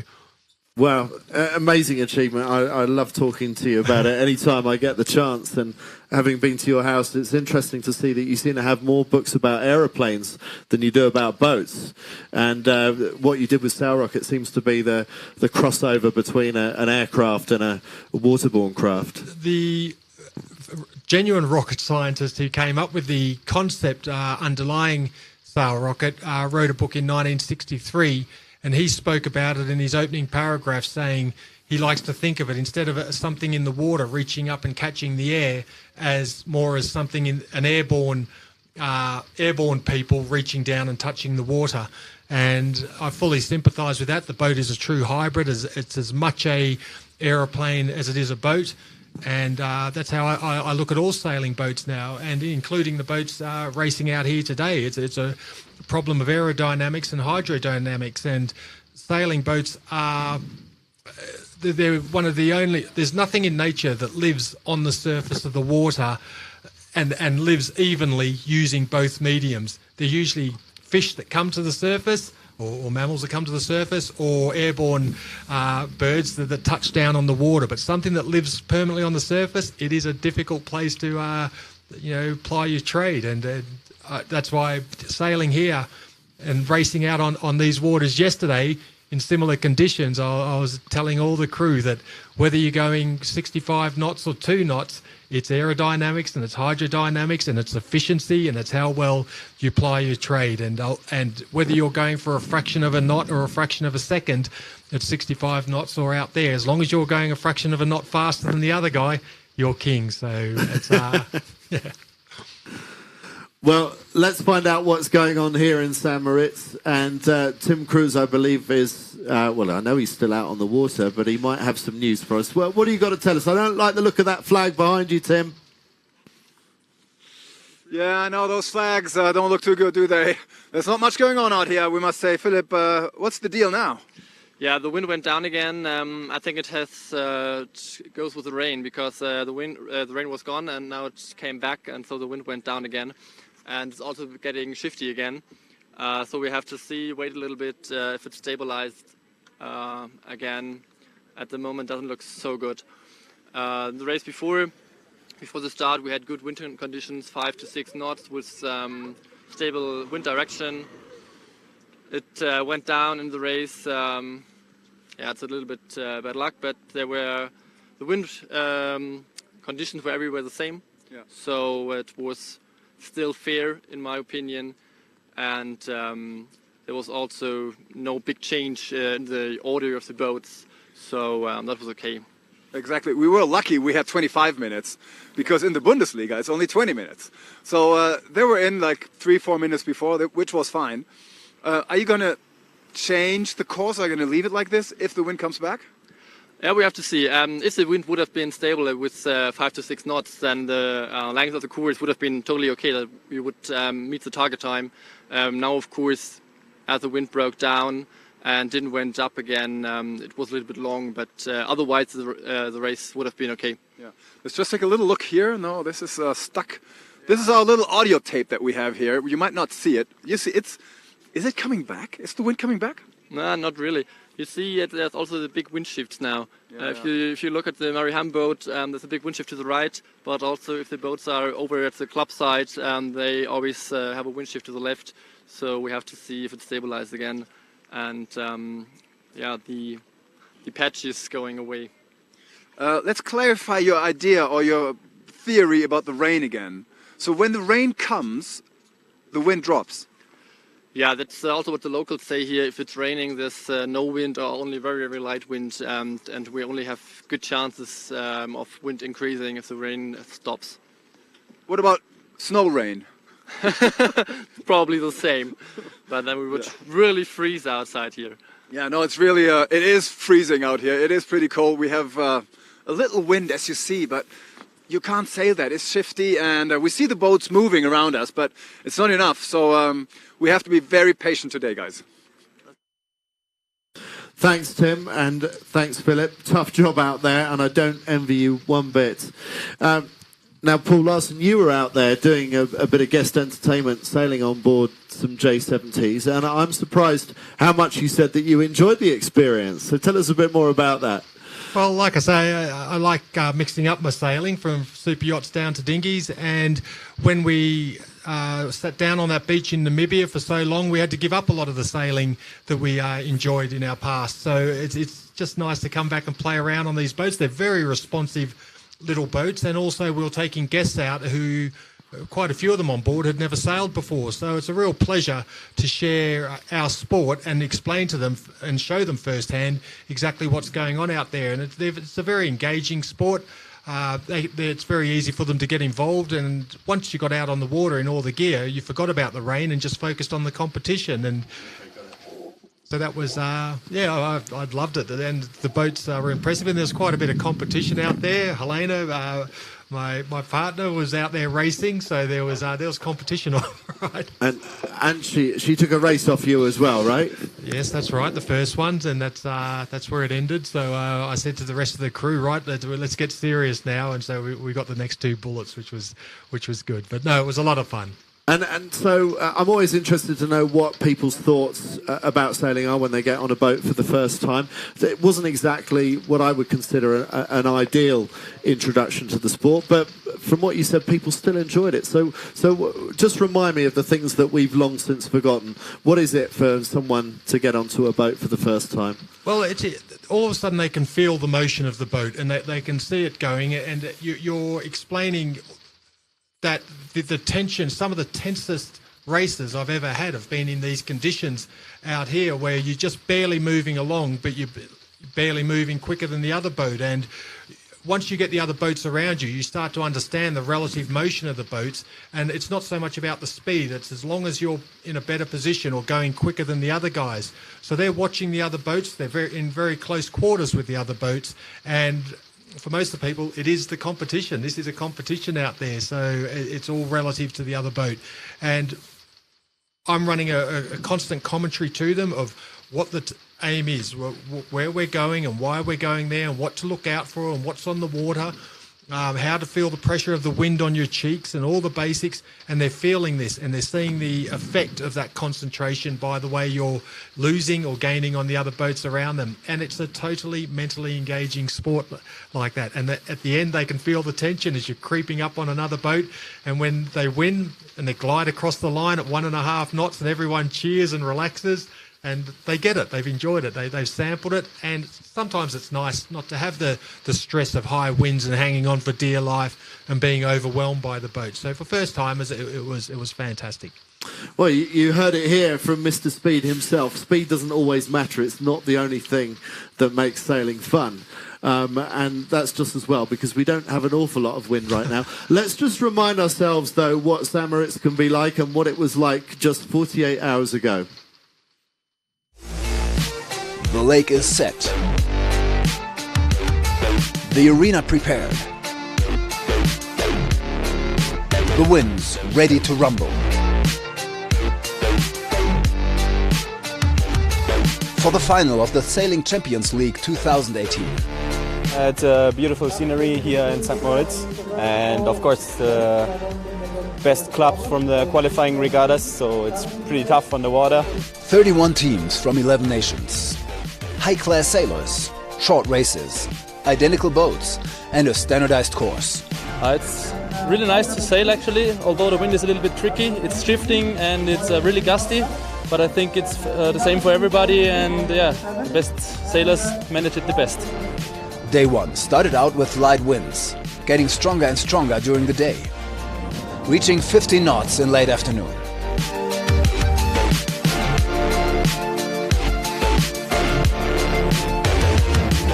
The one who's the best starter, primarily, and then who's getting the tags correctly on the first reach. So this will be deciding all the weekend. I think if the condition is staying like this, we will see tomorrow if the wind is getting stronger, maybe other factors are getting more important. Sailing at the highest level in the middle of the Alps. Picture perfect international sailing. 3 more days to go in the Sailing Champions League final 2018 in St. Moritz.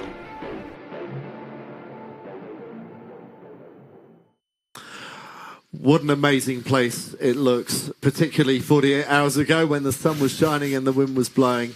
We're waiting for that wind to come in. We hope the rain will go away. We hope you've enjoyed our little chat with Paul Larson. I've loved it. Paul, great to see you again. And great to see you up in St. Moritz. What a nice surprise. We are going to go to a break now, and we will get back to you a little bit later on, hopefully when the wind is filled in and we've got more racing to bring you. We'll see you then.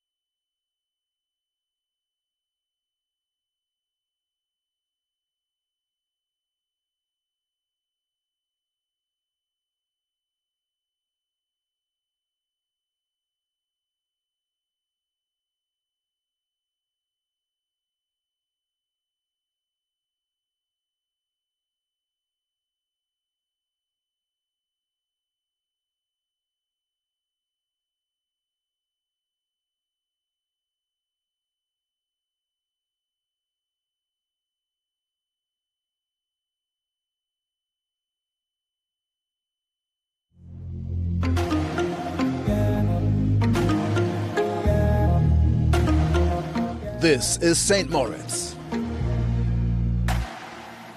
This is the Sailing Champions League. This is the final 2018. High-class sailors, short races, identical boats, thrills guaranteed.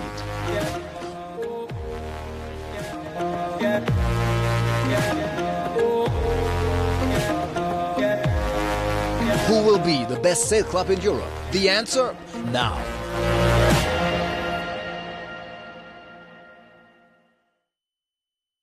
So we have 50 seconds to go to the start, and this will be Flight 5, Race 1. So just when we thought things were looking a little bit dire for the wind, it's come back really nicely, and we look like we have better breeze than we did for the previous race. We've got about a 4.5, 5 knot breeze, so certainly a lot more than where we were. And you can instantly see these boats starting to line up. They will have done their pre-start checks, decided where they want to start on this. Again, with the wind moving so much around on this lake and shutting down, we've seen those patches. It's all about that speed, momentum, getting clear off this line to give you the option to end attack.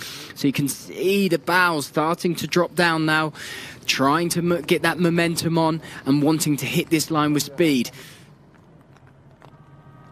Will it be a clear start? It's a very good start for boat number 8 in the middle, which is Circolo della Velabari, currently leading this regatta, and the Italians with a very solid start in the middle of the course. We're on board with Regatta Club Oberhofen from Switzerland, and nice start for them off the left-hand end of the line, looking strong and looking very focused on board the Swiss boat.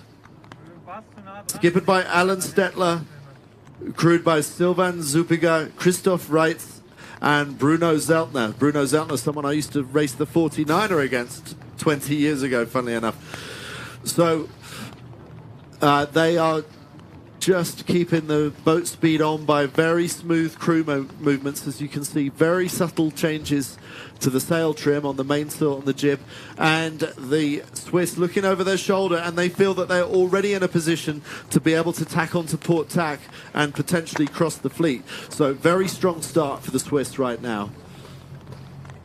So a great start again. It was all about that timing, hitting that line with speed, making sure that the bows go down early, getting that gap, accelerating through, and then keeping that momentum forward. So as you can see now, all this breeze starting to shuffle around into that mid part of the course, not favouring either side. We saw a slight right-hand advantage in that last race, and it certainly looks like they're wanting to protect that side of the course. Again, where the course is set up, it's quite a squeezed course in a narrower section of the lake. So actually, as they allow them, we can see in the background there the trees and the forest on that right-hand side, but they're quite close to this shore side on this left side here. On the left of picture, boat number 5 with the orange sail. That's St. Petersburg Yacht Club. And so they are looking strong out on the right-hand side of the track and looking very good. Circolo della Velabari also up amongst the front few, but it looks like St. Petersburg Yacht Club holds the advantage right now. The Russians just rolling into attack on the orangey yellow boat. Will they be able to get a piece of the dark green boat of the Italians, Circolo della Velabari? What would the Italians do? Looks like they're going to go for a lee bow tack, and they've got bow forwards on the Russians, so it will be the Italians that move into the controlling position in this small match race going on in between the bigger race of 8 boats, forcing the yellow boat to tack away, forcing the Russians to tack further out to the right-hand side. So the Italians in control of their part of the racetrack right now. Well, also coming in just of picture here is Regatta Club Oberhofen, and they were the ones that actually did well on that leaderboard. They were sat in 4th going into that last flight, and they jumped up to 2nd place due to the results on that last one. They're tucked in a really strong position. They're in a commanding position here. They can pin those other boats out towards the right and make that choice on when to tack. So this is going to be a defining moment here. We got Regatta Club Oberhofen coming in from the right-hand side in the navy blue boat. They look like they will have cleared forward. We've got the Italians taking that tack early. Look at the distance, trying to just separate here. So it allows them to get that Jenica up early and try and sneak on that inside. The Italians go round. The Jenica goes hoisted. A good hoist and a good set from them. Likewise for the Swiss right behind them. Very, very tight at that top bit. But again, this breeze filtering in. A nice 5 knots.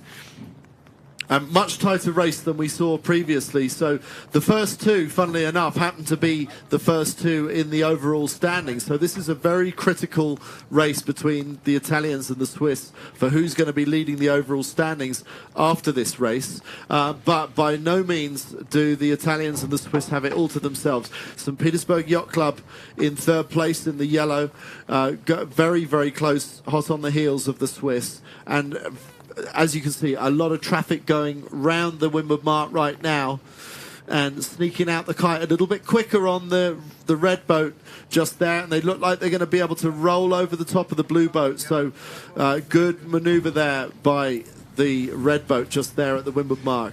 And the Dutch team, WSV Heesbeek, up there, just in the back of the picture there, just on, tucked right in behind the Russian team here, trying to close that gap on them there. You can see they were actually up and took that 3rd place in that last race. So again, up in these positions, all about the consistency. But for the Italians at the front and at the top of the table, they're certainly doing exactly where they want to be. But now the pressure comes on from the Swiss team, Regatta Club Ovenhoven, taking that jibe out. Quite a big angle jibe there to cut back in towards the course. And now the Italians following suit, and a bit of a messy jibe, not quite getting that Jenica set straight away, but now it's setting, and a nice bit of roll and acceleration out of the jibe for the Italian boat that still looks like it's holding on to the lead, following Regatta Club Oberhofen over to the far side of the course. And Heesbeek from the Netherlands going into a jibe on board the pink boat, St. Petersburg Yacht Club, who we're on board with now, able to follow suit once the Dutch have completed their manoeuvre. So St. Petersburg Yacht Club, they're in a good position coming down towards the bottom mark. But will they be able to choose their side of the course? It looks like the yellow boat on the left-hand side of the picture is committed to going round the left-hand mark, and mostly we've seen the leaders wanting to favour the right-hand mark. But no, we see the Italians deciding to go round the left-hand mark. Bit of a sloppy drop, but they just about get away with it. They've got sheets hanging over the front of the bow. They're going to want to clear that. But the Italians just holding on by a boat length, and it's actually even worse on board for the Swiss boat, because they struggled to get their Jenica down initially. They've just about got it away now, but a bit of a slow drop there for the Swiss, who goes straight into attack to clear their air. So the Italians still maintaining the lead, maintaining control over the Swiss in 2nd place. Heesbeek in pink, round in 3rd, in yellow, St. Petersburg in 4th. Still very much in the mix, and some fairly unorthodox crew positioning going round the corner, doing everything they can, even getting an extra leg out the side of the boat to heel the boat as far to leeward as possible. Followed around by Asgard Strand from Norway, also in hot pursuit.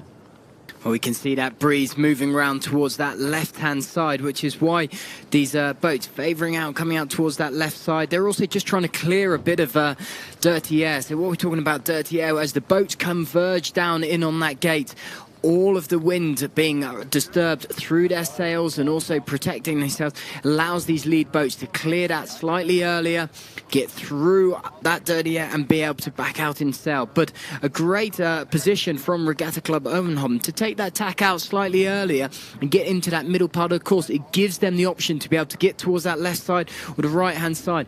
They will be making these lead 2 boats good advantages on that leaderboard, cementing some solid results in again. And again, so there now, as we start to pan out, we can see WSV Heesbeek, and just up in front of them is Regatta Club Ovenhoven. So of course the camera makes it look slightly skewed, and those places have changed. Very much in control are the Italians here on this left side, but that breeze starting to move back towards the right. By doing so, that's going to give the options for these boats approaching from that right a chance to attack that lead boat, the Italians there. The Italians do look like they have a little bit more speed. They got one person more up on the side of the boat, so maybe a bit more pressure for the Italians. But we're looking at the Dutch on the right of the picture and the Swiss on the left. The Swiss holding out towards the right-hand side. We're on board with Regatta Club Oberhofen right there. And right in the right of the picture, you can see the green boat and Heesbeek, the pink boat, just sailing out of that picture. But it seems like the Swiss are quite happy to stay where they are. They know Swiss lake sailing pretty much better than anyone else in this race right now. So you can see on board the crew, lots of communication going on, and heads out of the boat looking for the breeze as they roll into attack. Watch all the crew movement over towards this left-hand side, trying to get the weight over. That enables a roll. So as the boat comes back upright, you see all the bodies move, and it gives an initial pump and acceleration of the boat. So as they've come out really nicely from that early attack out towards the mark.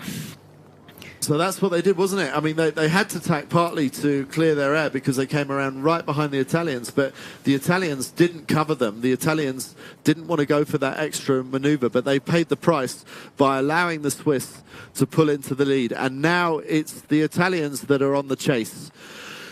And not too far behind them is WSV Heesbeek from the Netherlands, and close enough to be able to attack the Italians on the final leg. But in turn, St. Petersburg Yacht Club in the yellow boat also breathing down the neck of the Dutch. So 4 nations in the front 4 places, and all with the possibility of being able to overtake or lose boats. So no one can relax in this race quite yet. Just a bit of a gap opening out for Regatta Club Oberhofen. So a bit of breathing space for the Swiss in the lead right now. And the Italians might be a little bit more worried about the attack coming down behind them from Heesbeek and St. Petersburg Yacht Club. And it looks like they're on starboard jibe, which is very much the making jibe. It's the one that's going to take them closest towards the finish, which plays into the hands of the leaders. It means that it's going to be harder for the boats behind to attack. And no one has really made an attacking move. No one has jibed out yet. So a good gap for the front 4, and quite a ways back to the 5th place boat, which is Asgard Strand from Norway. And there we have our front 4. Exactly that. So Regatta Club Oberhofen took that tack out early and got into the middle part of the course, keeping themselves away from the side, on board with them, looking right at them now. Trying to, this is a nice position for them, but look at the angles they're all looking at. They're looking straight behind. That's the only place they need to worry about when those jibes come in. Who's going to take that jibe early? Who's that first boat to take that jibe?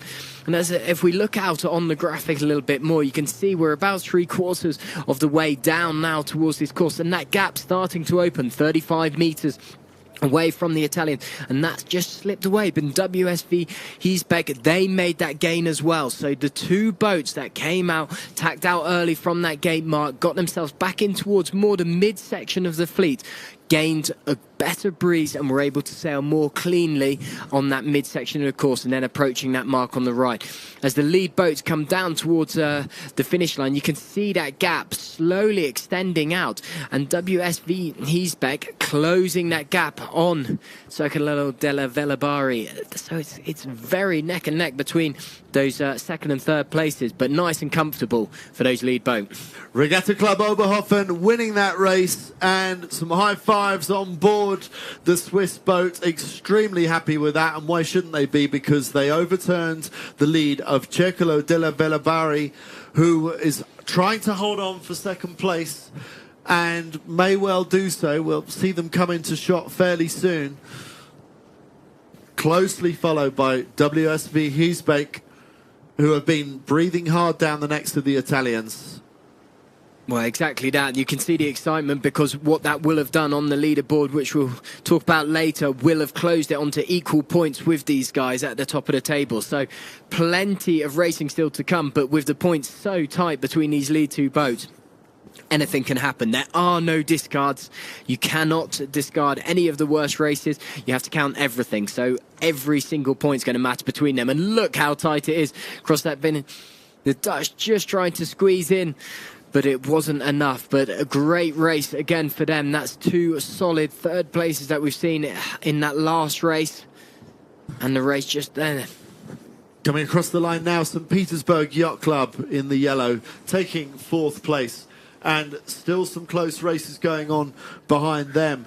Coming up in the black and the red boat, it's going to be the Norwegians against the Finnish team.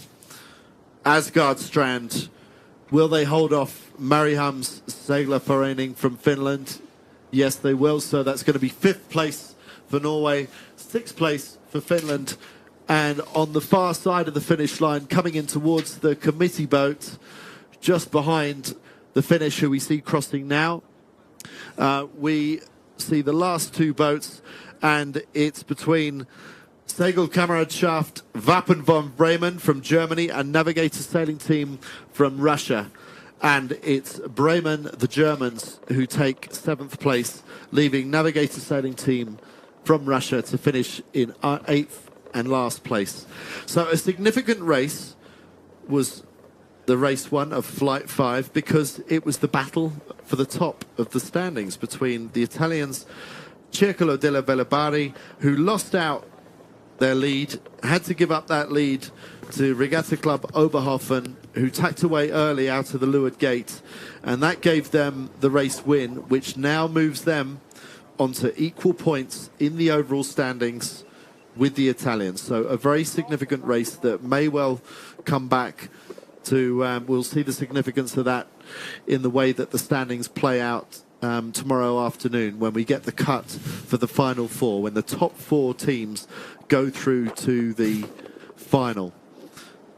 And at the moment, the top 4 as they stand are the Italians that we saw just then, followed by the Swiss that won that race, and the KSSS from Sweden, who was second in the race earlier this morning, and Deutsche Touring Yacht Club from Germany in 4th place. So as things stand, those would be the top 4 teams that go through to the 4-boat final tomorrow. But plenty more racing to come, and we were pleasantly surprised to find that race was able to go ahead. So looks like the wind is coming up a little bit, partly because the rain is going down. You can't have wind and rain at the same time. We want less rain and more wind, and at the moment things seem to be brightening up over the mountains.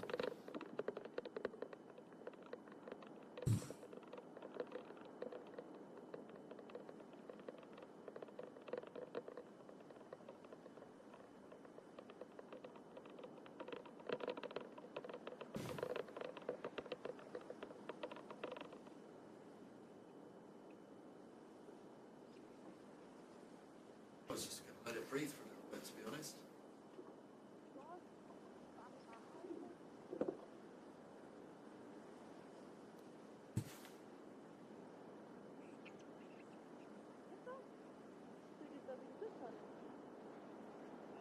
So winners of that race, after overtaking the Italians at the halfway mark at the leeward gate, was Regatta Club Oberhofen, and our man out on the water, Tim Cruz, is ready with the interview. Let's hear what the Swiss have to say. I think, yeah, we're with Alain Stettler, who won this race. Alain, we have to turn around a little because the camera's there now. Although it's not very windy, we're not in the right direction. Anyways, Alain, how was that race? You were second at the start, and then you won that with long distance. What was your secret? Actually, we try to minimize tacks and jibes and keeping the speed in the boat. Is it as simple as that?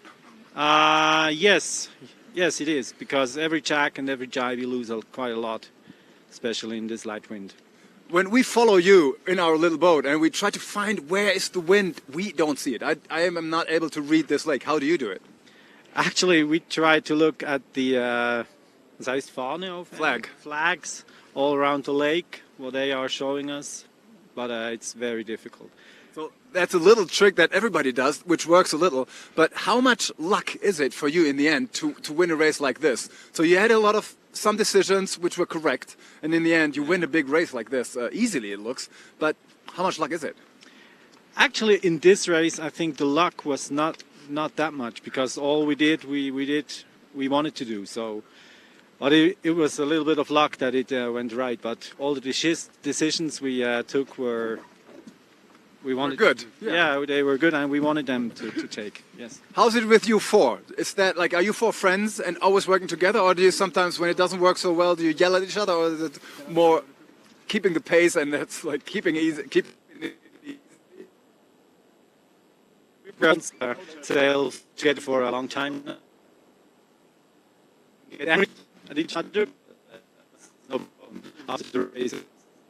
So, Okay, so we lost the end of that interview there, but there was some interesting points made by Alan Stettler. He didn't attribute their win to luck, and actually, I think that was fair enough. I mean, they got a really good start. They got the side that they wanted, and if there was any luck at all, it was that the wind shifted and there weren't so many passing lanes. So once you got in the lead, it was harder for anyone to really attack. But that was a very good move made by them at the leeward mark when they immediately tacked away. Maybe with the benefit of hindsight, the Italians should have tacked with them. But as Alan Stettler said, part of the trick out there is to minimise your manoeuvres. Every manoeuvre costs you distance. So you want to keep the tacks and the jibes down to a minimum if absolutely possible. And then how does a Swiss sailor read the wind on a Swiss lake? Well, he uses the flags on the edge of the lake and any flags that he can see, which is an obvious, but I suspect a tip that not everyone is always awake to. Corky, what's your analysis of that race? It was obviously well executed by Switzerland. Well, it's exactly that. And what we'll do is delve down into what we're looking at here is the rerun of the start and just how the lead two boats highlighted. So we've got Circolo della Velabari and Regatta Club Ovenhofen, both coming off from mid towards that pin end. But the big thing about them is they've got clear lanes. They're able to sail their own race and they're able to be able to work on that side of things. And then from here, we'll look at the live pictures from that. So again, exactly what we've just seen from that graphic. As the boats are coming down, you can see the teams putting those bows down to change of angle, enabling that boat to gain momentum and speed. And that's what it's all been about. So we see the Italians in boat number 8 just going out a shot there. And also the dark blue boat here, Regatta Club Ovenhofen, both coming away from speed. And now, so let's look at as they went out towards the rest part of the course, it gave them an opportunity because of a good speed and that part of the race course to take that tack and sail back in towards the mid part of the fleet. And this is how it panned out over the next sort of sections of legs. So we're going to sit forward a little bit to now look at that overtaking manoeuvre from those lead two boats. And this was exactly it. Regatta Club Ovenhofen from that leeward gate in that navy blue boat, boat number 5, taking that tack out early and getting themselves back in towards the middle of the fleet. The Italians favouring that left-hand side. And then we started to see the breeze weaken on that left-hand side. The strength remained with the Swiss team in that midsection. And coming across towards that middle section, it gave them the options. It gave them the chance to be able to come in closer towards that top section of the mark. And so as we pan up over the top of them, you can see the lead two boats come round that top mark, and that was that overtaken. And that was that one place change that shuffled up that leaderboard. So that for the Swiss there, as they went round, it allowed them to escape downwind, and that claimed their place change. That 1 point extra distance, that point gave them that chance to come up onto that leaderboard. 1 point now at that leaderboard over those 4 races now separates them on equal points, and so it's all to play for over these next few flights. Yes, and quite a few teams sitting on 10 points, but of course the two that we've talked about have completed one more race than some of the others, like KSSS. Of course, and that's something we've always got to remember, is that until all the flights are completed on that sort of race, then we're never going to know how the actual overall leaderboard's looking. But we can start to see that with 4 boats battling it out at that top place on equal points, then every single race is going to matter. And we talk about consistency, but with how tricky the conditions are, it's easy to throw a duff race in and certainly lose that momentum. It's becoming pretty obvious that the start is really critical in these races, isn't it? It's such a tiny part of the race in terms of how long it takes, but your early positioning out of the line really gives you so many options, and especially if the wind shifts permanently like it did in that race, and it skews the course, it leaves very few passing lanes later on in the race. Well, the thing that's really important about the start is that there's very different ways of looking at the start. Of course, in a 100-meter race, on a running race, the start is critical to be able to get out that blocks, then build that momentum and hit your full speed as you're going along. Well, within racing, of course, you've got that chance to play catch up a little bit and adjust to the wind and conditions. But in these short courses and with how tricky and light the breeze is, you need to hit that line at full speed. And that's the difference. You're already trying to hit that line at full momentum rather than trying to build speed off that line. Once you're coming off that line, you're also looking for the options. Options, what we're talking about, is that opportunity to be able to take that tack. If you're not able to tack when you want to, someone else is already controlling and dictating your race. If the wind shifts, you need to be able to take that tack. And that's what we saw from those lead boats. In that last start, they were able to get out early away from the start, have a bit of breathing space and maneuverability to enable them to go into attack when they wanted to. But with how flat the water is, with how light the breeze is, it's all about momentum and keeping that speed up. And if you can minimise those manoeuvres as well, that's certainly going to help. Well, we're looking for a bit more momentum from the wind at the moment. The wind isn't playing for us, so we have to hold off for a moment before we can get into the second race of Flight 5, when amongst the 8 crews there will be 3 Austrian teams doing battle amongst themselves. But we are going to take what we hope will be a short break before we get back to you for the start of race 2 of Flight 5.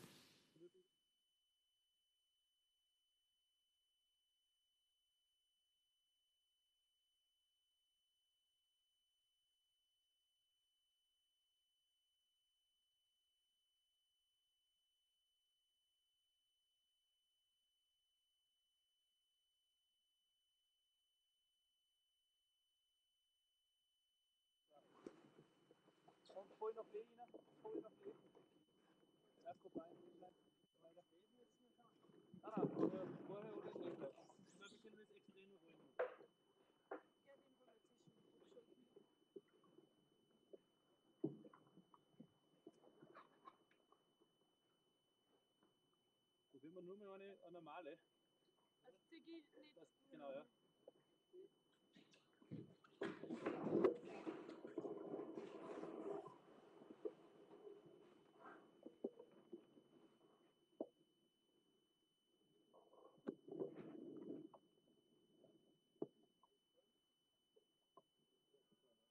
Vor dir ist die Sonne. Und immer noch.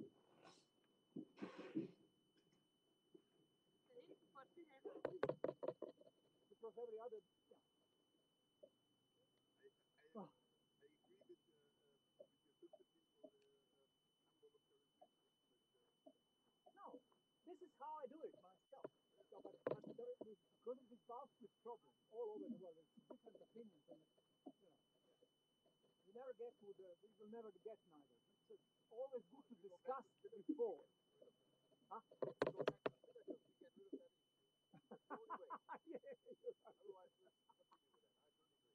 Okay, tomorrow I will warn them. Be aware of vampires where they may hunt you.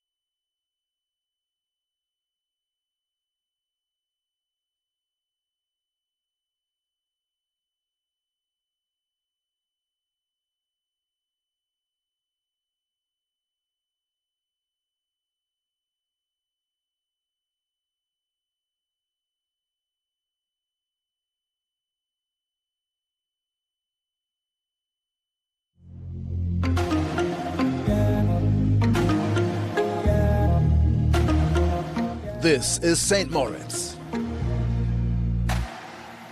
This is the Sailing Champions League. This is the final 2018. High-class sailors, short races, identical boats, thrills guaranteed.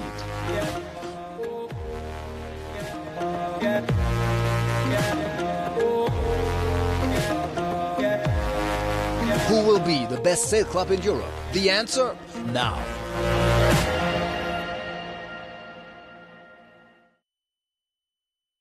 So we're just a few minutes away from seeing that postponement flag come down. So we hope that the AP flag, the red and white flag, will be coming down shortly for the start of race 2 of Flight 5 here at the Sailing Champions League finals.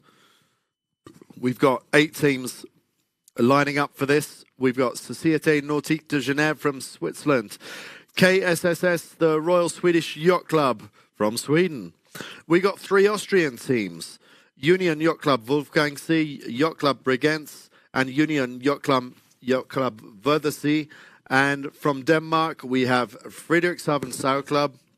From Russia, Pirogovo, and from Monaco, Yacht Club Monaco, with a lot of catching up to do. Some way at the bottom of the overall standings, and with some very classy Olympic sailors. And the AP has gone up. So we're not in sequence at the moment, and we're waiting to find out just how long it will be before the start of the next race.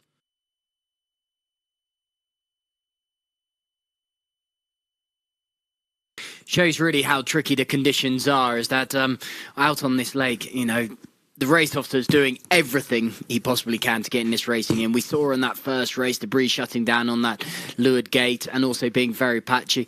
And clearly, this is what he's out there to do. Get the racing in, but it's got to be fair. And simply as, at the moment, the breeze is moving around. There is a lot of direction movement as well as strength. And so you're battling all sorts of things.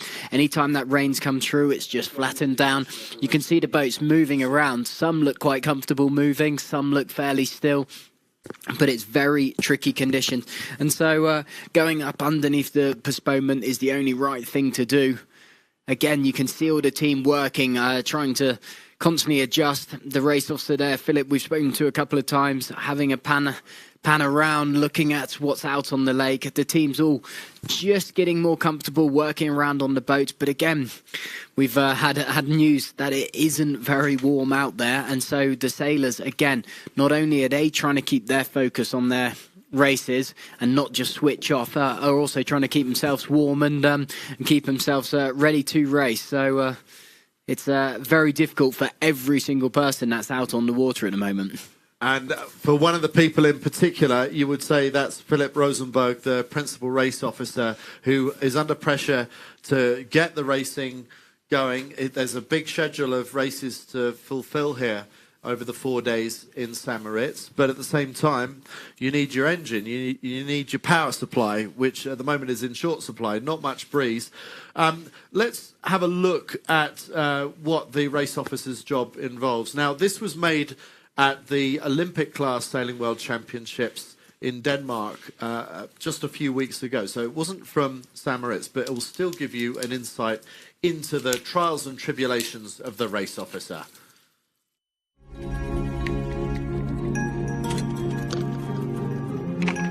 My name is Ditlev Leth, and I'm the Deputy Race Officer for the 470 course, and I'm also the tablet operator.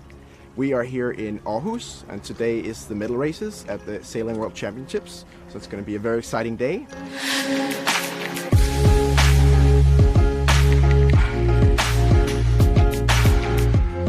The reason why I like being a part of the race management team is it gives you a satisfaction when you see that every small thing you do, it all comes together and works for the sailors. So you have marks, you have wind, you have a starting line, and it all needs to fit perfectly to give a good race for the sailors. We of course have tracking, so we give start times, we give start rules, also which competitors are sailing. And all this is very important in order to understand this very complicated sport that sailing really is. And for this we use the SAP Race Manager app, which keeps track of all this data for us.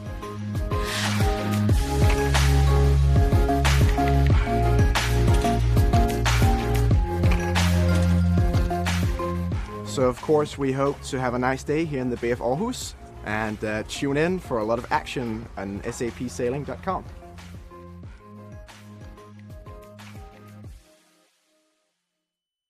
Well, the race officer's job is not one that I envy on most days, but particularly not on a day like today when you're in and out of postponements. It's that red and white flag that any sailor dreads to see, because that's the waiting flag.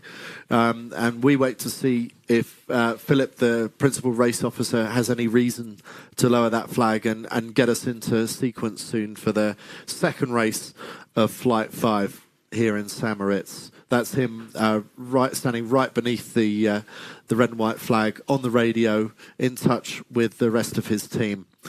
So there are 8 quality teams that we're about to be talking about. 3 of them are Austrian, but 2 that I particularly want to focus on are KSSS, who we saw racing earlier today, Bjorn Hansen, and the Swedish guys with a strong background in match racing, are very comfortable in close quarters competition.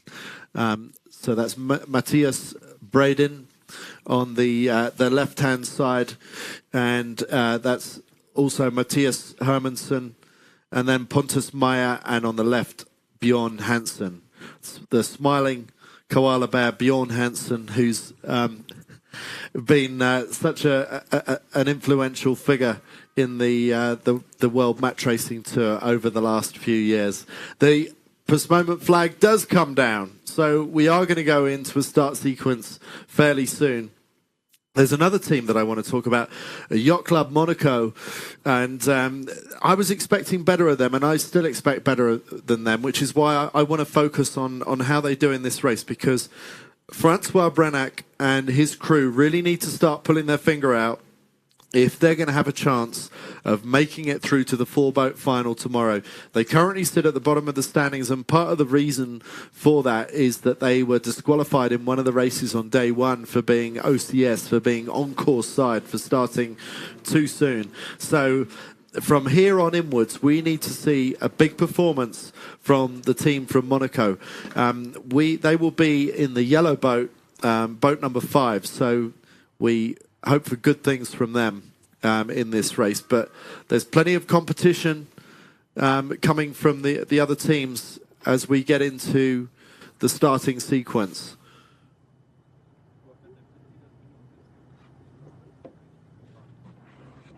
Two minutes 45 to go. And we are on board there with the one of the Austrian teams. They've got very similar flags, so I couldn't quite tell who it was. It was one of the Union yacht clubs, either Wolfgangsee or Wörthersee. So big competition between the 3 Austrian teams in this race. And now the question, with 2 minutes 15 to go, is which is the favoured side? Is there a favoured end of the line in terms of, is one end of the line closer than the other? But also, they will have watched the previous races very closely to see which side was favoured. 2 minutes to go. And at the moment, most of the fleet down at the committee boat end of the line.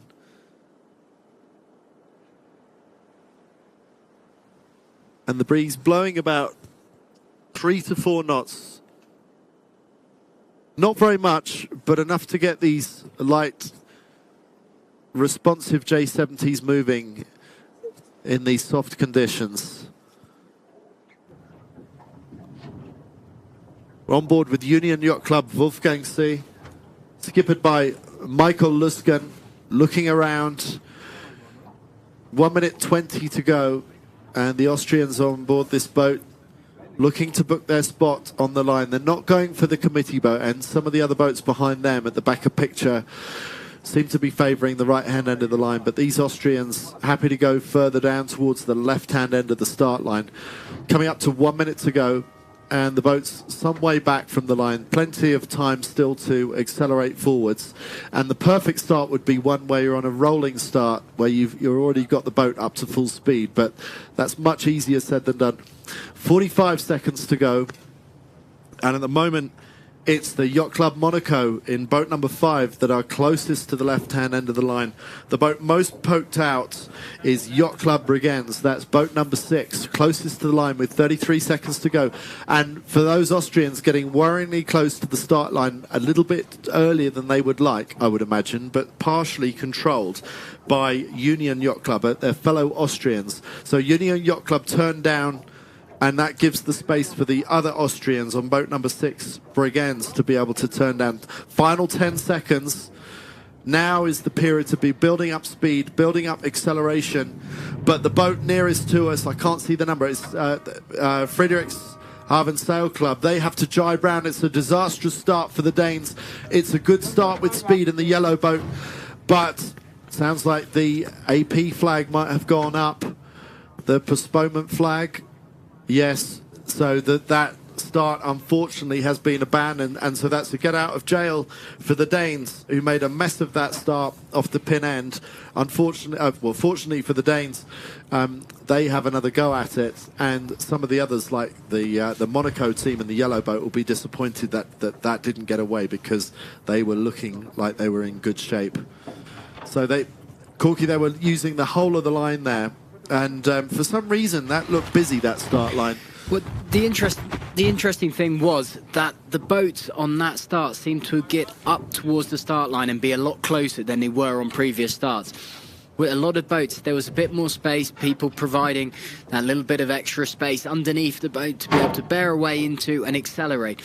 Boats were up early by a good 30 seconds, 45 seconds to that start, and because of that, suddenly every other competitor starts to move into their gap, try and protect it, and it becomes really busy. And certainly in these light breeze, when you've not got a lot of breeze to get the boat's momentum and speed up to go into the movement that you need to do, from tacks to jibes to bail out of gaps, it suddenly becomes that point of the tactician calling, do we bail out, do we try and reset, are we happy with this, to going, well, I'm not 100% happy, but actually let's try and make this work. And so start to try and stall and slow the boat a little bit more. And as soon as that happens, then the next boat above you starts to do the same, and likewise. And unless there's the space for the boats to move around, they really close down on that start line.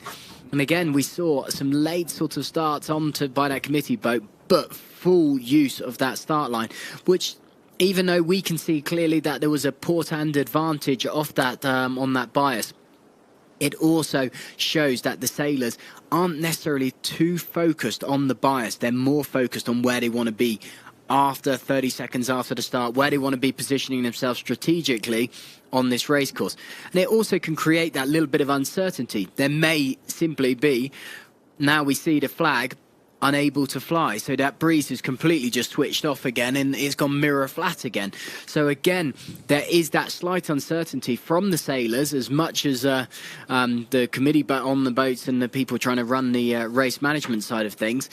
There is that side where they are just like, well, as long as we get away on this start line cleanly with a bit of speed, we're in this race. If we get too focused on trying to be at that bias end, a higher risk end, and ended up being pushed out the back, that could be race over. So I think everyone's aware of that and just trying to hit this start line and get cleanly off it. Well, the yellow boat Yacht Club Monaco, they had a good start off the pin end. It would have been good for them. It would have been disastrous for Friedrichshafen Sail Club that had to jibe round. They missed their lane into the pin end of the line and had to jibe round behind the rest of the fleet. Yacht Club Monaco, I'm going on about them a bit, but they're classy sailors. They've got some ex-Olympians that went to the games in the 49er. They're third from last at the moment. At this stage in the regatta, how would you change your tactics, if at all? Does it mean you go for a bit more risk? Because they're going to need to start slotting in some top threes if they're going to make it through to the finals. Well, the trickiest thing about this whole concept is the consistency. And as soon as you start to throw in a couple of bad races, they had their on-course side and disqualification. And because of that, that's a heavy point burden to carry. And certainly with the number of races that have been completed, you know, normally we would have had a full day of racing yesterday, and with the breeze playing ball, we would have certainly been a couple of flights through now. So with that, as time ticks on, there's less and less chances for these racing to happen. So as you say, do you suddenly go high risk and start to be a bit more aggressive and try and get claim those points? Well, you would try to, but again, when the breeze is this light, it's very difficult to be necessarily more dominant or more aggressive with the way that you're actually trying to race, because it's actually going to be a lot more elegant, a lot more finesse with this kind of racing than it is about being aggressive. And so they could change their tactic and say, right, we're going to be aggressive and try and protect certain sections of the race course. But while it's with the amount of boat speed you've got and able to build speed from such a low point, it's difficult to be that aggressive on the line. So what they've got to do is just start to build a bit of confidence in themselves, start to build a bit of faith back into, look, you know, we are a phenomenal team, we've got a lot of experience here. Okay, we've had a duff couple of races on where we should have settled and been in. Well, hopefully they will have gone away, identified some of those key points that maybe made them slip up, made them be early on that start line. And what they need to do is get out towards that front of the fleet, start to put a couple of good races behind them, and then worry about the points a bit later on, because currently they're not in control of all the other boats, so they've got to just go out and sail the best they can, really. Just looking up at those mountains, it's just amazing to me how much snow has arrived in the 48 hours that we've been here, considering there was no snow on those mountains 2 days ago. And it just seems like we're on the cusp of the end of summer and the beginning of autumn up here at 1,800 metres above sea level, 6,000 feet above sea level. Well, that shot's great, isn't it? It's nearly just a ruler line of where that snow is. It's straight off. There's the green belt of all the trees, and there's that snow, and that's where it came in. And very much as you said when we first turned up, that breeze, the snow wasn't there. And so it shows that actually the temperatures that the sailors are out on and the amount of rain that's been around, and that rain as it comes through suddenly kills and squashes that breeze down. And because of that breeze being around, it is playing around with the breeze that we have on the water at the moment. And that's why it's so tricky. It looks like there's a little bit of breeze. The boat starts to get momentum. Suddenly, that dreaded red and white flag goes back up again. And we're all back to twiddling our thumbs, waiting. And this is what's actually shows a real caliber of the sailors, having that ability to be able to go, right, race mode, focus, teams start to get into building their strategy, where they want to be on the start, and then toot, there goes the AP. Right, back down, okay, sit, have a drink, now chat, what should we talk about, and try and switch off, or do you stay in race mode? And it's mentally draining and very difficult for all the sailors.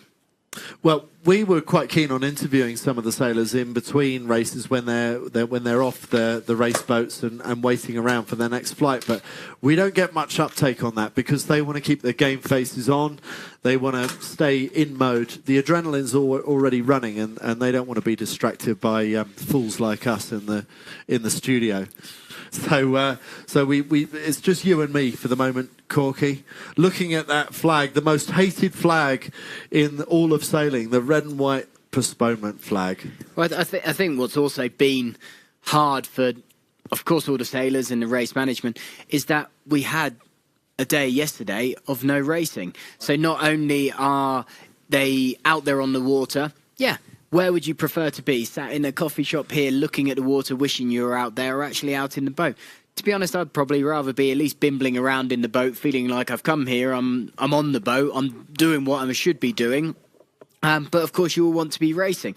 But then yesterday, they had a full day of no racing as well. You come down to the club, you're all in your sailing gear, you're kitted, ready to go, because at any point that flag could come down and off you go. Well, that's a pretty uncomfortable day to be sat in your gear. At least if you're sat out there, look at the spectacular view. You know, we're pretty lucky here in our wonderful cube to be able to look out and see the mountains as a backdrop. But to be on the water and get that panoramic view of where you are, it's what's special for sailors. They come here, they build those friendships. We were talking to Ollie earlier about those friendships they create. But what a magical place, whether there's breeze or not. It's still a breathtaking place. It's one of those places you take a photo with your phone, and then 3 minutes later you take the same photo thinking it looks different, and you end up with these spectacular shots that are actually all fairly similar, but it just never ceases to amaze you of how nice the actual view and spectation is around. So, yeah. I'm sure. Even on a less than ideal day like today, it's still an amazing place to sit under postponement. That red and white flag doesn't look any better in St. Moritz, but the scenery does.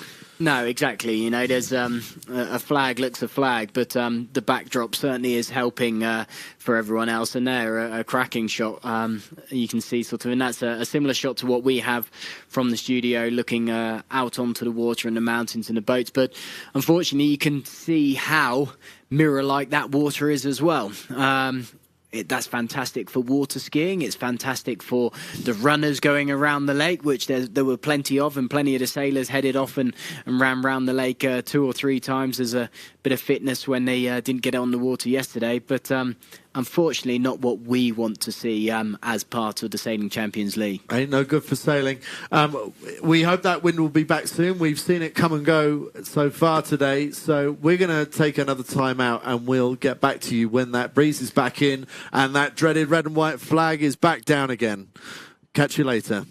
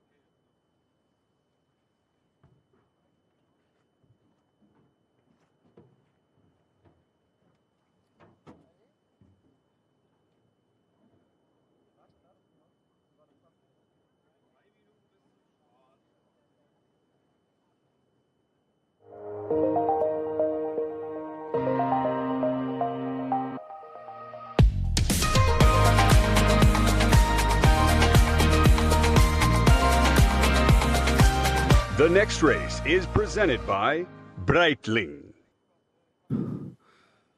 So we're into start sequence for race 2 of Flight 5, and we're on board with Yacht Club de Monaco, looking to get going. Just getting that last yawn out the way for Stefan Christidis, and no time for yawning once racing begins, Stefan, or anybody else on board Yacht Club de Monaco. They've got a lot of work to do to haul themselves back up the leaderboard, currently in third to last place, but we're going to keep an eye on how the team from Monaco do in this race with just 2 minutes to go. Now we're on board with one of the Austrian crews, Union Yacht Club Wolfgangsee, and there's plenty of Austrian interest in this race. Just 3 Austrian teams out of the 31 here in St. Moritz, but all 3 of them competing in this race coming up, race 2, Flight 5. And the top boat in this flight, or in this race, is KSSS from Sweden, skippered by Björn Hansen. So another one to watch. They were second in their race earlier today. They should have maybe won that one, but they saw they were overtaken. This time the Swedish will be looking to take the race by the scruff of its neck and hold on to that race lead. Let's see if they can manage it. Easier said than done. 1 minute to go, and the crews in their final phases of lining up before the start. Which is the correct end of the line? Which end of the line do they favour? And maybe more importantly, which side of the lake do they think the breeze is going to come from? Well, looking at the analytics, we've definitely got a starboard end bias, so down towards the committee boat. So you can see positioning up towards this committee boat. Boats just holding back slightly from that line. It allows them to hit this line with a bit more speed. Remember, in these lighter breeze, it's going to take longer to get that boat up to speed, and they're trying to hit that line at full speed. So just holding position, but rather than sort of down into those final 10 seconds, you'll see these boats now starting to dial up and get up to speed within about 15, 20 seconds. So boats starting to creep forward onto that line. Plenty of space still available for boats to use as they come down towards this pin end, but all favouring that right-hand side. Risky condition, risky options, because you can be kicked out the back here. And Pirogovo from Russia in danger of being kicked out the back. One of the last to start across this line, but it's a good start for Société Nautique de Genève on the left-hand side with the number 1 on that black sail. Very nice start for SNG. You see SNG on the flag, so the Swiss team with a great start off the left-hand end of the line and with nice acceleration. So really interesting seeing that the Swedish team there struggled. They waited at the back of that boat, a high-risk position. It's tried to get them out towards that right-hand side, but again, sitting, holding, waiting behind everybody else. Look at the momentum come away from the boats, just being able to get off that line. Boats taking that tack out to start with, trying to clear their air, but also gain into that first shift. So this breeze now starting to track back towards that left side, and so you can see these lead boats, nice bits of gaps opening up as they go forward. And Frederikshavn Sail Club, the boat closest to picture, number 4, with a lot to do in these early stages. Not a great start for the Danish, second last at the moment, back with Pirogovo from Russia, also with a very second row start. But great from the black boat, Société Nautique de Genève, just in front of Yacht Club Bregenz. And now the question for the boat on the left-hand side, the boat we're looking at now, is when will he look over his shoulder? When will the skipper believe that he's able to tack over, clear ahead on the unfavoured port tack? Well, currently looking at the wind angle and from the overview is that he's clearly out in front at the moment, just keeping that speed on, trying to keep that momentum. You see the boats up towards the left of pitch and now underneath that leaderboard. You can see a little bit of breeze there for them. So he's just keeping that going. The last thing he wants to do is now start throwing tacks in to try and gain anything apart from get back towards the mid part of the fleet. A big angle change there. Look at the angle coming down there. So clearly clearly not feeling confident on getting these crossing. Now starting to come back up. But that was a huge amount of tiller in that, and that's probably going to cause him to double tack. So that was a really interesting option to do that, and if not a really costly one, due to that will have slowed the boat. This is the chance. Now look, you can see S&G flag appearing in that left shot. As YCB, the Austrian team Yacht Club Bregenz, creeping forward with that speed. So again, the more you do these manoeuvres, the slower the boat's going to be killed down. But still in a controlling position if this breeze goes light, but he needs to get that momentum back on. I think that was maybe a price worth paying, because it was starting to look like the left-hand side was really dropping out, and it was starting to feel dangerous and exposed on the left-hand side. So although that double tack was quite expensive, I wonder if it was a price worth paying just to keep themselves in the game. Meanwhile, the yellow boat, Yacht Club Monaco, with a lot to do as they sail onto port tack. It looks like maybe their track is changing quite a bit at the moment, but things are not going to plan at the moment for Yacht Club Monaco, who really need to start scoring some top threes. Meanwhile, on front of picture, boat number 4 is Frederikshavn Sail Club. Terrible start. Let's see if some breeze on the left-hand side will help them get out of jail. They're not out of it, so the Danes are still very much in with a chance in this race, but with some catching up to do. But Yacht Club Bregenz struggling to keep its air clear with the KSSS, the blue boat just beyond them, in danger of rolling over the top of Yacht Club Bregenz. So good early phase of the race for the Swedes. Bjorn Hansen and his match racing crew, who seem very at home in this close quarters racing and also in these drifting conditions. They seem to be able to get good speed out of the boat. Gradually, Yacht Club Bregenz pulling forwards, and whether Bjorn Hansen wanted to tack there or was forced to tack there, I'm not sure. It looked like maybe Bregenz had the better of the boat speed there, and Max Trippelt at the helm, happy to follow Bjorn Hansen over as soon as the Swedes had tacked. But the breeze really, really light now.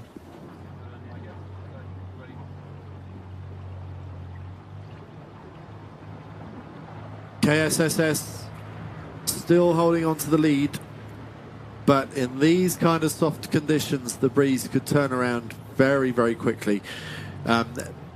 Chances are luck is going to come in to the outcome of this race.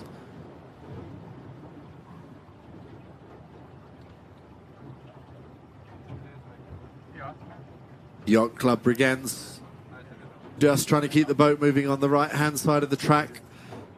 And on the fast side, the black boat with the black tip on the sail with the number 1, Société Nautique de Genève. They had the best start. Well, they're not leading anymore, but they are on a very high angle there. So the angle differences, just look how different they are. The boats on the left-hand side pointing much higher on port tack than the boats on the right. So some really strange things going on with the breeze. And good boat speed coming out of Société Nautique de Genève. Still not in the top 3 right now in the SAP Sailing Analytics standings, but I wonder if that's going to change shortly. Attack with the leg poking out on Société Nautique Genève. Absolute commitment to getting that boat leaning over through the tack, try and maximize the acceleration. Guillaume Giraud, the helmsman, with Nicolas Anklin, Mark Stern and Benoit Langneau, just approaching that green mark, having to luff up slightly to miss it, and drifting round at probably not even 1 knot of boat speed. It really is a drift off right now, but still it's a race. And boat number 1, the Swiss, leading just ahead of the pink boat, which is Union Yacht Club Wörthersee from Austria, followed round closely by, is it boat number 2? Boat number 2 is the the Swedish. So really tight, sort of. It shows how tight the race is. And now that breeze is starting to suffer, but you can see how tight these boats are, packed around this windward mark, trying to squeeze in. We've got Yacht Club Monaco squeezing in the yellow boat there. Not a lot of space, having to give a bit of room there and go on that wider side of that track. But even though the breeze is still light, it shows how tight the boats are packed together. And so they spread out a little bit up that sort of midsection of that course, starting to run different strategies, where they wanted to be going, looking for that breeze. But now look how tightly packed they are together. But that breeze also again. Some pressure in that yellow Jenica of Yacht Club Monaco. It looks like that filled quite nicely and quite easily around the top mark. And I wonder if there is just a little bit more breeze for the boats at the back of the fleet. Still not moving that quickly at the front. And the pink boat, boat number 7, the Austrians Union Yacht Club Wörthersee in with a chance of being able to attack the race leaders. Société Nautique de Genève from Switzerland. Guillaume Giraud looking over his shoulder, wanting to make sure that he's not too vulnerable from any kind of attack, but somehow, in some way, that pink boat, the Austrians, is managing to work an inside line. But as I say that, they're giving in to that. They're looking for a little bit more boat speed. Maybe they were going a little bit too low, and now sailing up onto the line of the black boat. It's a real straight, longer jibe down this first run for all the teams, which is it gives these guys a lot greater opportunity to extend out in front, and for the other teams to battle it out, because there's not the opportunity to jibe out. The course is skewed a little bit further around towards the right with that breeze, and so the opportunity is really difficult. So straight away we can see just pretty much a procession happening, but look how light that is. Nice bit of movement off that lead boat, SNG there. You can see the water just running off the back, way forward and central. The crews as far forward as they possibly can, trying to reduce that drag at the back of the boat. And they're just creeping away. They've got a little bit of a puff here and enabling to extend out their lead. But of course, they're going to be the ones that will be looking to try and get that first jibe in. But because of how the angle of what they've been doing on the way down, they're going to come straight down into this mark. The question will be whether they go for a straight drop and round this mark, again, to minimize maneuvers. They're definitely wanting to take this left-hand side of the course. A nice, smooth, comfortable drop. Well, Corky, unfortunately, certainly unfortunately for the back markers, the breeze has shifted around to the left. It surely must have done, because they pretty much made that run without jibing. It looks like the other boats... Oh, what's that? A horrendous drop there on boat number 2. The Swedish literally going fishing in the lake there with their Jenica scooping up huge amounts, and look how much it stalled and how far they've drifted round. But also affected by that, here are the Austrian team, Yacht Club Bregenz, trying to go round the outside. Well, look at the gap that's opened up, but the Swedish have no momentum whatsoever, have literally put the handbrake on, and all coming down to that poor drop. So the halyard was clearly let off without the crew members, either a lack of communication, a misunderstanding, and that halyard came off, dropped that kite into the water, and however quick you tried to scoop it up, it certainly suffered. You can see those lead 2 boats in that background heading back up towards the middle part of the course, and as you were saying, that breeze going round towards that left, so rather than the boats at the front, the rich getting richer constantly, again doing a straight line run to that gate mark, for the other boats it's having to add those extra maneuvers in, which again is costly. And only one boat taking the far side. That's the green boat of Pirogova, with not much to lose. When you're already at the back of the fleet, you might as well try something different. And the added benefit for Pirogova of going around the far mark, they're now the boat at the back of picture, is that I reckon there was less distance to sail on that mark.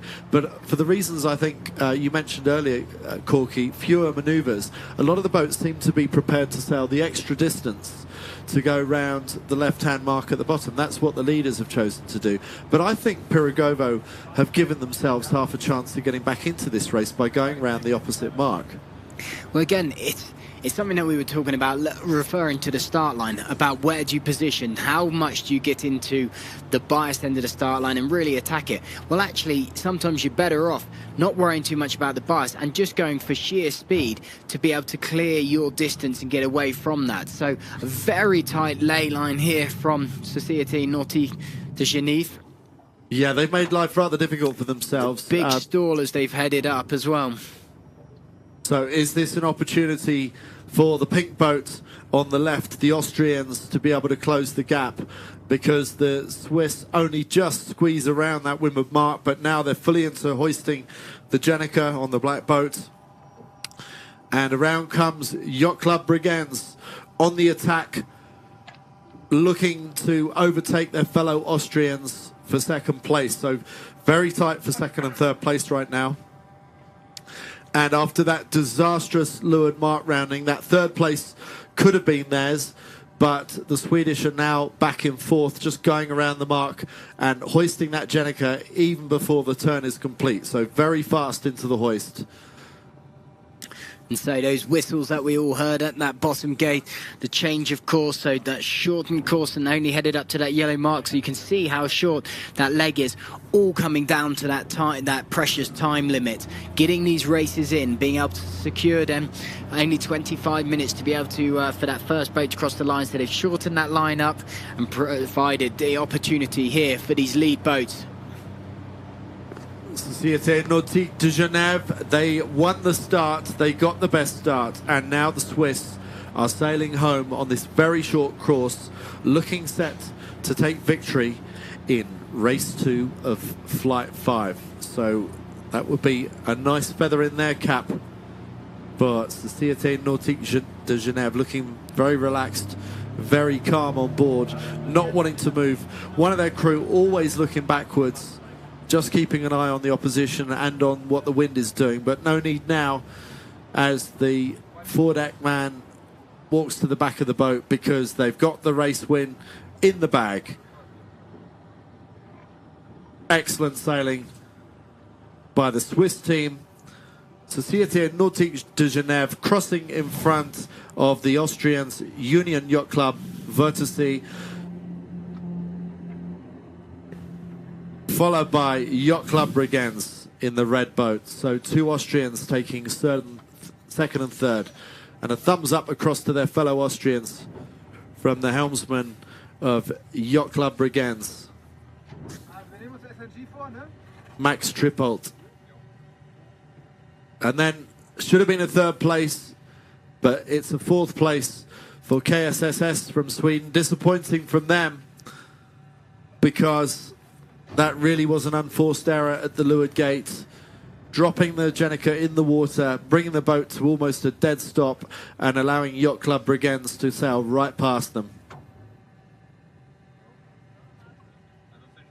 drifting their way across the line for 5th place. It's going to be Union Yacht Club Wolfgangsee. We're on board with them now, and closing hard on their tail, Pirogovo from Russia. They were way at the back at one point. Their option to go round the other mark did at least get them back into the race. So a 6th place is better than being dead last. But one of these boats that I highlighted earlier that really needs to start pulling its finger out and doing well, it hasn't managed it. Yacht Club Monaco, the yellow boat, crosses the line in 7th place, and prospects are looking increasingly bleak for the only team from Monaco to be able to make it through to the final stages of this competition. And then way at the back is boat number 4, Frederikshavn Sail Club. They've been doing well in other races, but really nowhere close to the opposition in this one. So a disappointment for the Danish crossing the line. But Corky, it did come back to the start again. The boat that got the best start ended up winning the race. Well, You know, it's something that we talk about as coaches, sailors, commentators. The big thing is you've just got to get off that start line. There's no point spinning around behind someone, looking at someone else's transom. You've already given that advantage away. You're already starting to play catch up.